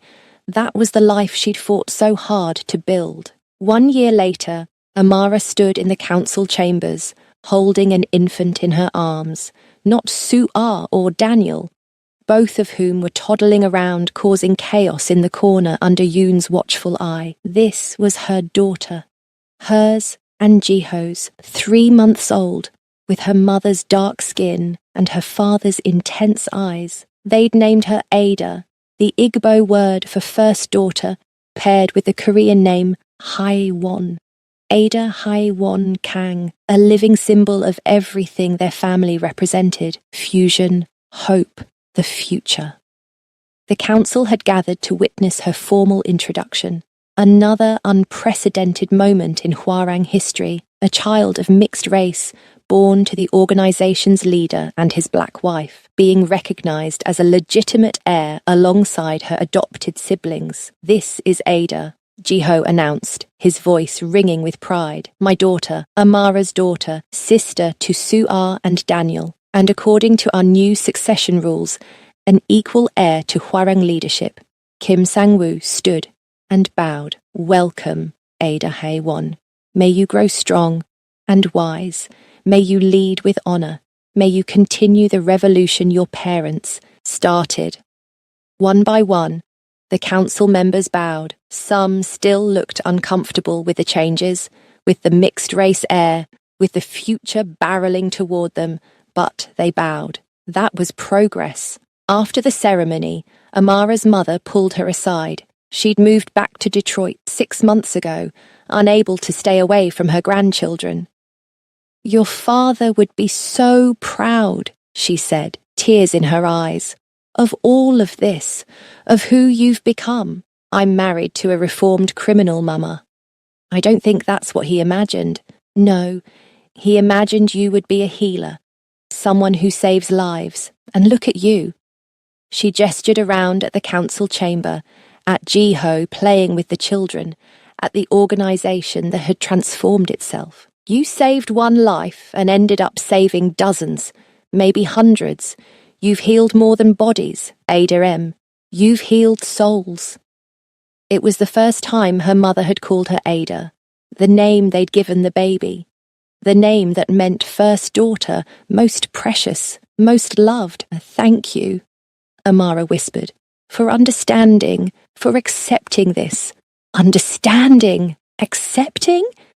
Her mother laughed. My daughter is queen of a Korean crime syndicate. My grandchildren are international heirs to $1 billion operation. My son-in-law has encrypted tattoos and kills people who threaten his family.